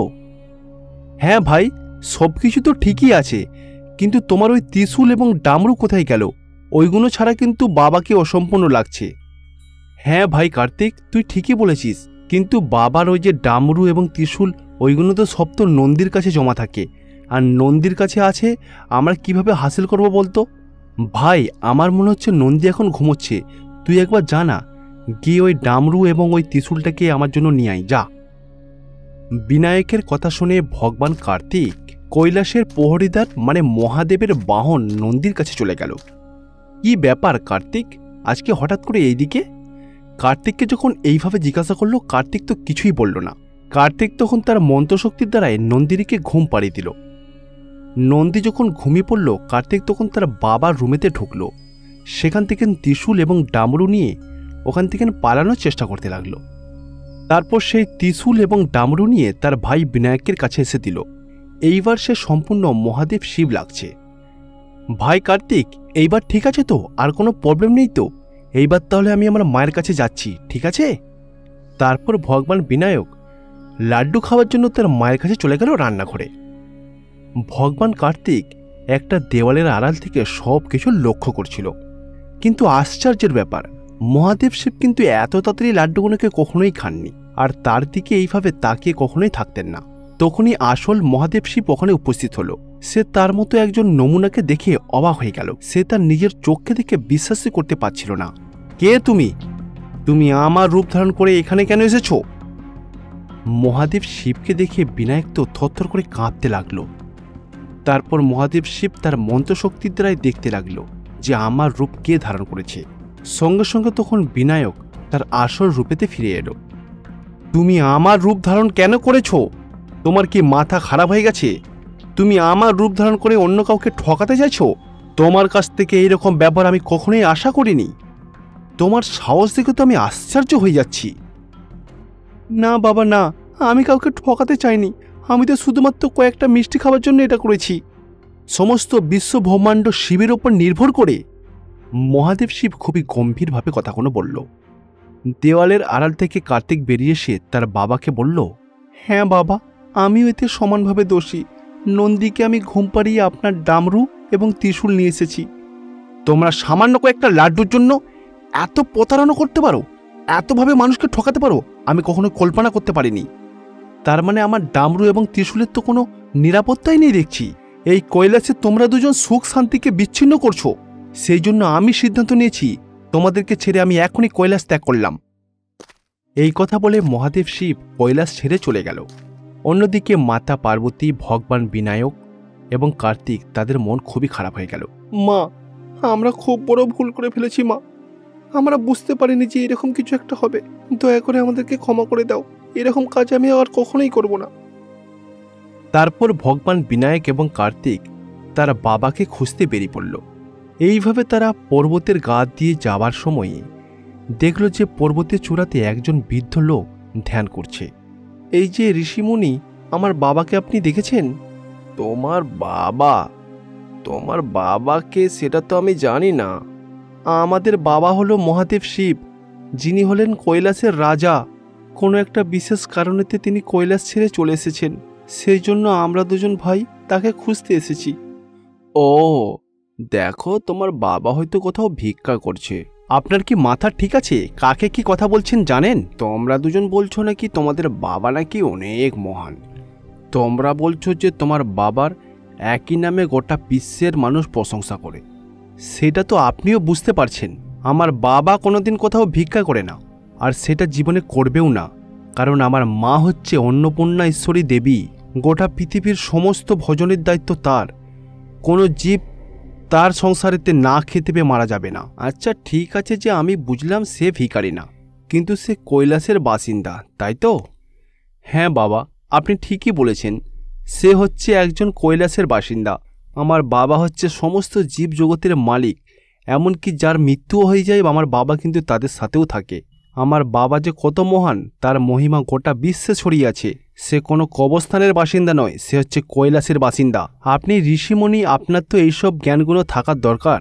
বিনায়ক এবং কার্তিক এতক্ষণ যার সাথে কথা বলছিল সেই ব্যক্তি তার আসল রূপেতে ফিরে এলো। বিনায়ক এবং কার্তিক মহাদেব শিবকে দেখে তার পায়ে পড়ে গেল, তার বাবার কাছে ক্ষমা চাইতে লাগলো। মহাদেব তখন তার দুটো পুত্রকে ক্ষমা করে দিল। তারপর বিনায়ক এবং কার্তিকের সঙ্গে নিয়ে আবারও সে সুখে কৈলাসে ফিরে গেল। একটা গ্রামেতে অনেক প্রাচীন একটা শিব মন্দির ছিল। ওই শিব মন্দিরের বিশেষত্ব অনেক ছিল। শুধুমাত্র সেই গ্রামেই নয়, আশেপাশের আরও 4-5টা গ্রাম থেকে সমস্ত লোকেরা ওই মন্দিরেতে আসত শিব পার্বতীর দর্শন করতে। ওই মন্দিরে ছিলেন একজন খুবই শিক্ষিত পুরোহিত মশাই, তার নাম ছিল নীলকণ্ঠ। নীলকণ্ঠবাবু যখন নিজেই একটা ব্রাহ্মণ ছিল, সেজন্য সেই গ্রামের সমস্ত ব্রাহ্মণদেরকেই ওই মন্দিরে আসার জন্য অনুরোধ করত। কিন্তু কোনো ছোট জাতি বা নিচু জাতিকে মন্দিরে প্রবেশ করতে দিতেন না। এটা খুবই দুঃখজনক। ছোট বা নিচু জাতের লোকেরা মন্দিরে প্রবেশ করতে পারবে না, তারা পুজো দিতে পারবে না। সেই গ্রামেতে বিরায়া নামের একজন নিচু জাতির লোক ছিল। সে মহাদেব শিব এবং মাতা পার্বতীর খুব বড় পরম ভক্ত ছিল। বিরাইয়া বাবুর স্বপ্ন ছিল সে মন্দিরে গিয়ে শিব পার্বতীর দর্শন করবে এবং শিব পার্বতীর কাছ থেকে সে আশীর্বাদ নেবে। কিন্তু ওই যে বললাম, সে ছিল নিচু জাতের। তুমি তো জানোই সুজাতা, শিব পার্বতীর দর্শন করব আমাদের মন্দিরেতে গিয়ে, এটা আমার কত দিনের ইচ্ছা, কিন্তু আমাকে ওরা তোর মন্দিরে ঢুকতেই দেয় না। শুধু আমি এই সমস্যার মধ্যে নেই, আরও অনেকেই আছে যারা আমার মতো ছোট জাতের, তাদেরকেও মন্দিরে ঢুকতে দেয় না। হ্যাঁ গো, তোমার দুঃখটা আমি বুঝতে পারছি, কিন্তু তুমি তো জানো আমরা ওই মন্দিরে গেলে ওরা আমাদেরকে শাস্তি দেবে, আমাদের জন্য অনেক সমস্যা হবে, সেই জন্য আমাদের না যাওয়াই ভালো, বুঝেছো? তুমি দেখে নিও, একদিন এই সমস্যার সমাধান অবশ্যই হবে। শুধুমাত্র উচ্চ জাতের লোকেরাই পুজো করতে পারবে, নিচু জাতের লোকেরাও দেখবে একদিন ঠিক পুজো করবে ওই মন্দিরে। বিরাইয়া এইভাবেই তার স্ত্রীকে বলছিল। এইরকমই একদিন নীলকণ্ঠবাবু মন্দিরের বাইরে দাঁড়িয়ে চিন্তা করতে লাগলো, ছি ছি ছি ছি, রাস্তা দিয়ে আসার পথে কত নিচু জাতের লোকের সাথে আমার দেখা হয়েছে, আমি সম্পূর্ণরূপে অপবিত্র হয়ে গেলাম। এখন আবারও আমাকে গিয়ে মন্দিরের বাইরে থেকে স্নান করে আসতে হবে, তবেই আমি আবার পুজো করতে পারবো। নীলকণ্ঠবাবু এইটা চিন্তা করে মন্দিরের বাইরে ওই কুয়োটার কাছে গেল স্নান করতে। তারপর কুয়ো থেকে জল তুলে সে নিজেকে ভালো করে পরিষ্কার করে স্নান করলো। তারপরেই সে মন্দিরের মধ্যে প্রবেশ করলো। তার এইরকম কার্যকলাপ দেখে নীলকণ্ঠবাবুর স্ত্রী সুলোচনা এই কথা বলল, আরে তুমি তো বাড়ি থেকে স্নান করে এসেছো, আবার এই মন্দিরের বাইরে থাকা কুয়োর জল থেকে স্নান করলে কেন? তুমি কি আবার কোনো নতুন নিয়ম শুরু করলে নাকি? আরে সুলোচনা, তুমি বুঝতে পারছো না, এটা কোনো নতুন নিয়ম নয়। রাস্তাতে কত অপবিত্র লোকের সাথে দেখা হয়েছে, নিচু জাতের লোকের সাথে দেখা হয়েছে, ভুলবশত তাদের শরীরের সাথে আমার শরীর লেগে গেছে, সেই জন্য আমি সম্পূর্ণরূপে অপবিত্র হয়ে গেছিলাম। সেই জন্য আবার আমাকে কুঁয়োজলিতে স্নান করে আবার মন্দিরে প্রবেশ করতে হলো। দেখো, আমাদের এই দেশে বলো বা এই গ্রামে বলো, অনেক জাতি ধর্মেরই মানুষ থাকে, এদের মধ্যে এত ভেদাভেদ করাটা কি উচিত হয় বলো তো? তুমি যদি সবসময় এই জাত ধর্ম নিয়ে এত ভেদাভেদ করো, এইভাবে যদি নিয়ম নীতি মেনে চলো, এইগুলো কি সবসময় ভালো লাগে বলো তো? এইভাবেই তার স্ত্রী সুলোচনা তাকে অনেক বোঝানোর চেষ্টা করত, কিন্তু সে কারো কথাই শুনত না। সে সর্বদাই জাতপাত নিয়েই কথা বলতো, এটা নিচু জাতি, এটা উঁচু জাতি, এদের সাথে মিশা যাবে না, এই রকম। পুরোহিত মশাই নিজেও একজন শিবের ভক্ত ছিল, কিন্তু সে শুধুমাত্র নিজের জন্যই চাইতো, অন্য কারোর জন্য না। এইরকমই একদিন নীলকণ্ঠবাবু ভগবান শিবের অভিষেক করতে গেল। সে গঙ্গাজল ছিটিয়ে খুবই ভক্তি এবং শ্রদ্ধার মাধ্যমে ভগবান শিবের অভিষেক করতে লাগলো। তারপরে সেই ভগবানের অভিষেক করা জল গোটা গ্রামেতে বিলোতে লাগলো। পুরোহিত মশাই, আমাদের গ্রামে তো জলের কোনো অভাব নেই, তাহলে আপনি এইভাবে জল কেন বাঁটছেন? আরে মূর্খ কথাকারে, এই গঙ্গা জল দিয়ে আমি ভগবান শিবের অভিষেক করেছি, সেই ভগবান শিবের অভিষেক করা জল তোদেরকে দিতে এসেছি। ও আচ্ছা, তার মানে এটা ভগবান শিবের অভিষেক করা পবিত্র জল। পুরোহিত মশাই, আমাকে কিছুটা দিন না, আমি আমার বাড়িতে ছিটাবো, আমার বাড়িটাও কৈলাস হয়ে যাবে। না না না না, তোমাদের মতো নিচু লোকেরা যদি এর দর্শন করে আমার পাপ লাগবে। এই পবিত্র জল শুধুমাত্র আমাদের মতো উঁচু জাতিদের জন্য, তোমাদের মতো এরকম নিচু জাতের জন্য না। পুরোহিত মশাই, আপনি এরকম কথা কেন বলেন? ভগবান তো সকলের জন্য সমান, ভগবান যেমন আপনাকেও বানিয়েছে আমাকেও তেমন বানিয়েছে। হ্যাঁ রামাইয়া, তুমি যেটা বলছো সেটা একদমই ঠিক, কিন্তু ভগবান আমাদের মতো কিছু উচ্চ বংশের মানুষকে বানিয়েছে, তার সাথে তোমাদের মতো কিছু খারাপ লোককেও বানিয়েছে। তোমরা নিচু জাতের পোকামাকড়দের মতো তোমাদের জীবন, আমরা উচ্চ বংশের, তোমাদের সাথে আমাদের পার্থক্য অনেক। এই কথা বলে পুরোহিত মশাই নীলকণ্ঠবাবু ওখান থেকে চলে গেল। নীলকণ্ঠবাবু এই কথা বলে সমস্ত উচ্চ বংশের মানুষদেরকে ওই পবিত্র গঙ্গাজল বিলিয়ে দিল, এবং যারা গরিব, শুদ্ধ এবং নিচু জাতের তাদেরকে এক ফোঁটাও জল দিল না। তখন বীরাইয়া হতাশ হয়ে তার বাড়ির দিকে রওনা দিল। বাড়িতে গিয়ে সে তার শিবলিঙ্গর কাছে বসে হতাশ হয়ে কাঁদতে লাগলো। হে ভগবান শিব, এটা কি ধরনের ব্যবহার আমাদের সাথে করছেন? আমরা নিচু জাতি বলে কি আপনার সেবা করতে পারবো না? দিনের পর দিন প্রতিনিয়ত আমাদেরকে ওই পুরোহিত মশাই অপমান করছে। এইরকম জীবন রেখে লাভ কি? দয়া করে অন্তত আমাদেরকে তুলে নিন, আর বাঁচতে চাই না। এইরকম জাতপাত বিচার করা মানুষদের সাথে একদম থাকতে চাই না আমি। বীরাইয়া এইভাবে মহাদেব শিবের কাছে অনেক কান্নাকাটি করতে লাগলো। কৈলাস থেকে মহাদেব শিব এবং মাতা পার্বতী সবকিছু লক্ষ্য করছিল। স্বামী, আপনি কি দেখেছেন এই গ্রামে কত ভেদাভেদ হচ্ছে? কিন্তু এই সব কিছুই পুরোহিত মশাই তৈরি করেছেন নিয়মগুলো, যিনি আমাদের সেবা করেন। হ্যাঁ পার্বতী, ওই পুরোহিত মশাই প্রতিদিনই আমার সেবা করছে, সেটা অস্বীকার করছি না। সে প্রতিদিন সময় মতো পুজো করে, আমার নামে উপোস করে এতে অনেক পুণ্য অর্জন করছে। কিন্তু সে এটা বুঝতে পারছে না যে আমি সকল মানুষের জন্য একই, সবাই আমার কাছে সমান। সে মানব সেবা এবং ভগবান সেবার পার্থক্যটা বুঝতে পারছে না, যার জন্য আমি খুবই হতাশ তার উপরে। হ্যাঁ প্রভু, এইগুলো করা কিন্তু একদমই উচিত না। সেই জন্য ওনাকে আমাদের বোঝাতে হবে। কি বলুন? চলুন ওনাকে বোঝাই। হ্যাঁ দেবী, আমরা অবশ্যই তাকে বোঝানোর চেষ্টা করব। তারপর শিব পার্বতী সেখান থেকে সোজা পৃথিবীতে চলে আসলো। তারা দুজন স্বামী স্ত্রী হাতে একটা বাসন নিয়ে ভিখারির ছদ্মবেশে মন্দিরের বাইরে দাঁড়িয়ে রইল। হাতে কাঁসার বাসন এবং গলায় পুঁটুলি নিয়ে তারা দুজন স্বামী স্ত্রী ভিক্ষা করতে লাগলো। তাদের পরনে ছেঁড়া ফাটা কাপড় ছিল, হাতে ছিল পুরানো সেই কাঁসার বাসন, এবং তাদের কাছে ছিল পুরনো দুটো পুঁটলি। স্বামী, আমরা এখানে ভিখারির ছদ্মবেশে এসেছি কেন? এর মূল কারণটা কি? দেখো পার্বতী, আমরা জানি যে পৃথিবীর সমস্ত লোকেরা আমাদের প্রতি অনেক ভক্তি এবং শ্রদ্ধা রাখে, কিন্তু পার্বতী, আমি তাদের পরীক্ষা করতে চাই। ভিখারির ছদ্মবেশে আমি যাব, দেখব ভিখারির প্রতি তাদের আদর কতটুকু। দেখো পার্বতী, আমরা যদি আমাদের আসল রূপেতে আসি পৃথিবীর মানুষের কাছে, তারা কিন্তু আমাদেরকে অনেক সম্মান করবে, মাথায় তুলে রাখবে। সেই জন্যই আমরা তাদের পরীক্ষা নেওয়ার জন্য ভিখারির ছদ্মবেশ নিয়েছি। এখন আমরা দেখব আমাদেরকে কে ভিক্ষা দিল আর কে ভিক্ষা দিল না। কারণ পার্বতী, পুজো অর্চনার সাথে সাথে ভিখারিদেরকে দান ধ্যান করাও কিন্তু পুণ্যের আরেকটা অংশ। এই কথা বলে তারা দুজন স্বামী স্ত্রী ওখান থেকে সোজা নীলকণ্ঠর বাবুর বাড়ির দিকে রওনা দিল। তারা দুজন সোজা নীলকণ্ঠবাবুর উঠোনের কাছে গেল। নীলকণ্ঠবাবু তাদের দুজনকে দেখে তো ভুরু কুচকে দাঁড়িয়ে রইল। আরে আরে আরে, তোমাদের সাহস কি করে হলো? তোমরা সোজা আমার বাড়ির মধ্যে ঢুকে পড়ছো যে? কে তোমরা? বাবু দেখুন না, আমরা ভিখারি, আর এই যে মহিলাটা দেখছেন, এটা আমার স্ত্রী। কয়েকদিন ধরে আমরা খুবই ক্ষুধার্ত, কোনো রকমের নিজেদের পেট ভরার জন্য আমরা ভিক্ষা করছি। বাবু, যদি কিছু খাবার থাকে আমাকে দিন না। তোমাদের দুজনের তো জানা উচিত ছিল যে আমি একজন ব্রাহ্মণ জাতির পুরোহিত। তোমরা এরকম নিচু জাতের লোক, তোমাদেরকে ভিক্ষা দিলে আমার পাপ লাগবে। আমি তোমাদেরকে একটাও টাকা দেব না, এখান থেকে চলে যাও বলছি। নীলকণ্ঠবাবু যখন এই কথা বলল, তখন শিব পার্বতী মুচকি হাসল। তারপর নীলকণ্ঠবাবুর ওখান থেকে সোজা সে অন্য জায়গাতে চলে গেল। শিব পার্বতী যখন ওখান থেকে চলে গেল, তখন নীলকণ্ঠবাবুর সমস্ত সোনা গয়না যা কিছু ছিল সব কিছু উধাও হয়ে গেল। আরে, এটা তো খুবই আশ্চর্যের ব্যাপার। আমার বাড়ি থেকে সমস্ত সোনা দানা গয়না কোথায় গায়েব হয়ে গেল হঠাৎ করে? কি গো, আমার মনে হয় আমাদের বাড়িতে যে দুটো ভিখারি এসেছিল তারা কিন্তু সাধারণ কোনো ভিখারি না। দেখো না, ওনাদের চলে যাওয়া মাত্রই গহনাগুলো গায়েব হয়ে গেল। কি হলো বলো তো? তার স্ত্রী সুলোচনার মুখ থেকে যখন এরকম কথা শুনল, তখন নীলকণ্ঠবাবু ওই দুটো ভিখারিকে খুঁজতে বেরিয়ে পড়ল। অন্যদিকে শিব পার্বতী বীরাইয়ার বাড়িতে গিয়ে উপস্থিত হবে। বীরাইয়া তাদের দুজনকে দেখে বলল, আরে ভাই, আপনারা কে? আপনাদের অবস্থা এরকম কেন?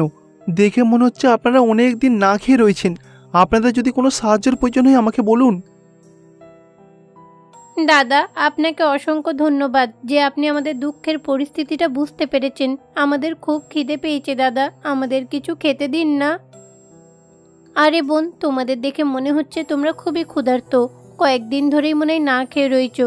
কিন্তু বিশ্বাস করো, আমরাও যে খুবই গরিব। আমাদের বাড়িতেও তো আনাজপত্র নেই। হ্যাঁ, কিছু টাকা রয়েছে। সেই টাকা থেকে অর্ধেক টাকা আমি তোমাদের দিতে পারি। তোমরাও কিছু খাবে আর আমরাও কিছু খেতে পারবো। তারপর বীরাইয়ার স্ত্রী সুজাতা তার নিজের টাকা থেকে অর্ধেক টাকা দেবী পার্বতীকে দিয়ে দিল।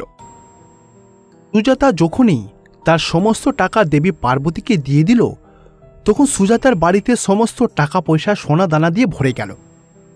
অন্যদিকে নীলকণ্ঠবাবু ওই ভিখারিগুলোকে খুঁজতে খুঁজতে অবশেষে বীরাইয়ার বাড়িতে দেখতে পেল যে ওই ভিখারি দুটো দাঁড়িয়ে আছে। আরে, আপনারা সত্যি করে বলুন তো আপনারা কে? আমার স্ত্রী আপনার স্ত্রীকে সামান্য কটা টাকা দিয়েছে, তাতে সমস্ত ধন সম্পত্তিতে ভরে গেছে আমার বাড়িটা। আপনারা নিশ্চয়ই কোনো সাধারণ ব্যক্তি না। বীরাইয়া যখন মহাদেব শিবকে এই কথা বলল, তখন তারা দুজন স্বামী স্ত্রী তাদের আসল রূপেতে ফিরে এলো। মহাদেব শিব এবং দেবী পার্বতীকে দেখে নীলকণ্ঠবাবু এবং বীরাইয়া দুজনেই অবাক হয়ে গেল। যে অপরের কষ্টের সাথে নিজের কষ্টকে সামিল করে না, অন্যের কষ্ট বুঝতে পারে না, তাকে আমি একটা টাকাও দেব না। আমি তার সাথেই থাকব যে অন্যের কষ্ট ভালো করে বুঝতে পারে, নিজের কষ্টের সাথে নিজের ভাগাভাগি করে নিতে পারে। আমি তাকেই অনেক ধন সম্পত্তি দেব। আমি তাকে সুখ দেব, সুখ শান্তিতে ভরে দেব তার জীবন। তারই মধ্যে থেকে এক অংশ দিয়ে তোমাদের বাড়িটাকে আমরা ধন সম্পত্তি দিয়ে ভরে দিয়েছি। তোমরা চিন্তা করো না, তোমাদের আর কোনো কিছুর অভাব থাকবে না। তোমরা সুখে জীবনযাপন করো। হে মহাদেব স্বামী, আমি খুব বড় ভুল করে ফেলেছি স্বামী। আমি কথা দিচ্ছি আপনাকে স্বামী, আজকের পর থেকে আমি কোনো জাতপাত নিয়ে বিচার করব না। সমস্ত মানুষকে সমান চোখে দেখব আর সমস্ত মানুষের মধ্যেই আপনাকে খুঁজে পাবো। সেই দিনের পর থেকে নীলকণ্ঠবাবু বুঝতে পারল যে সে কি ভুল করছিল। তারপর মহাদেব শিব এবং দেবী পার্বতী তাদের সকলকে আশীর্বাদ করে ওখান থেকে উধাও হয়ে যাবে। সেই দিনের পর থেকে ওই মন্দিরের মধ্যে আর কোনো রকম কোনো পাবন্দি থাকলো না। সমস্ত জাতির লোকেরা যে যার ইচ্ছা মতো মহাদেব শিবের পুজো করত আর বাকি জীবনটা সুখে শান্তিতে কাটতে লাগলো।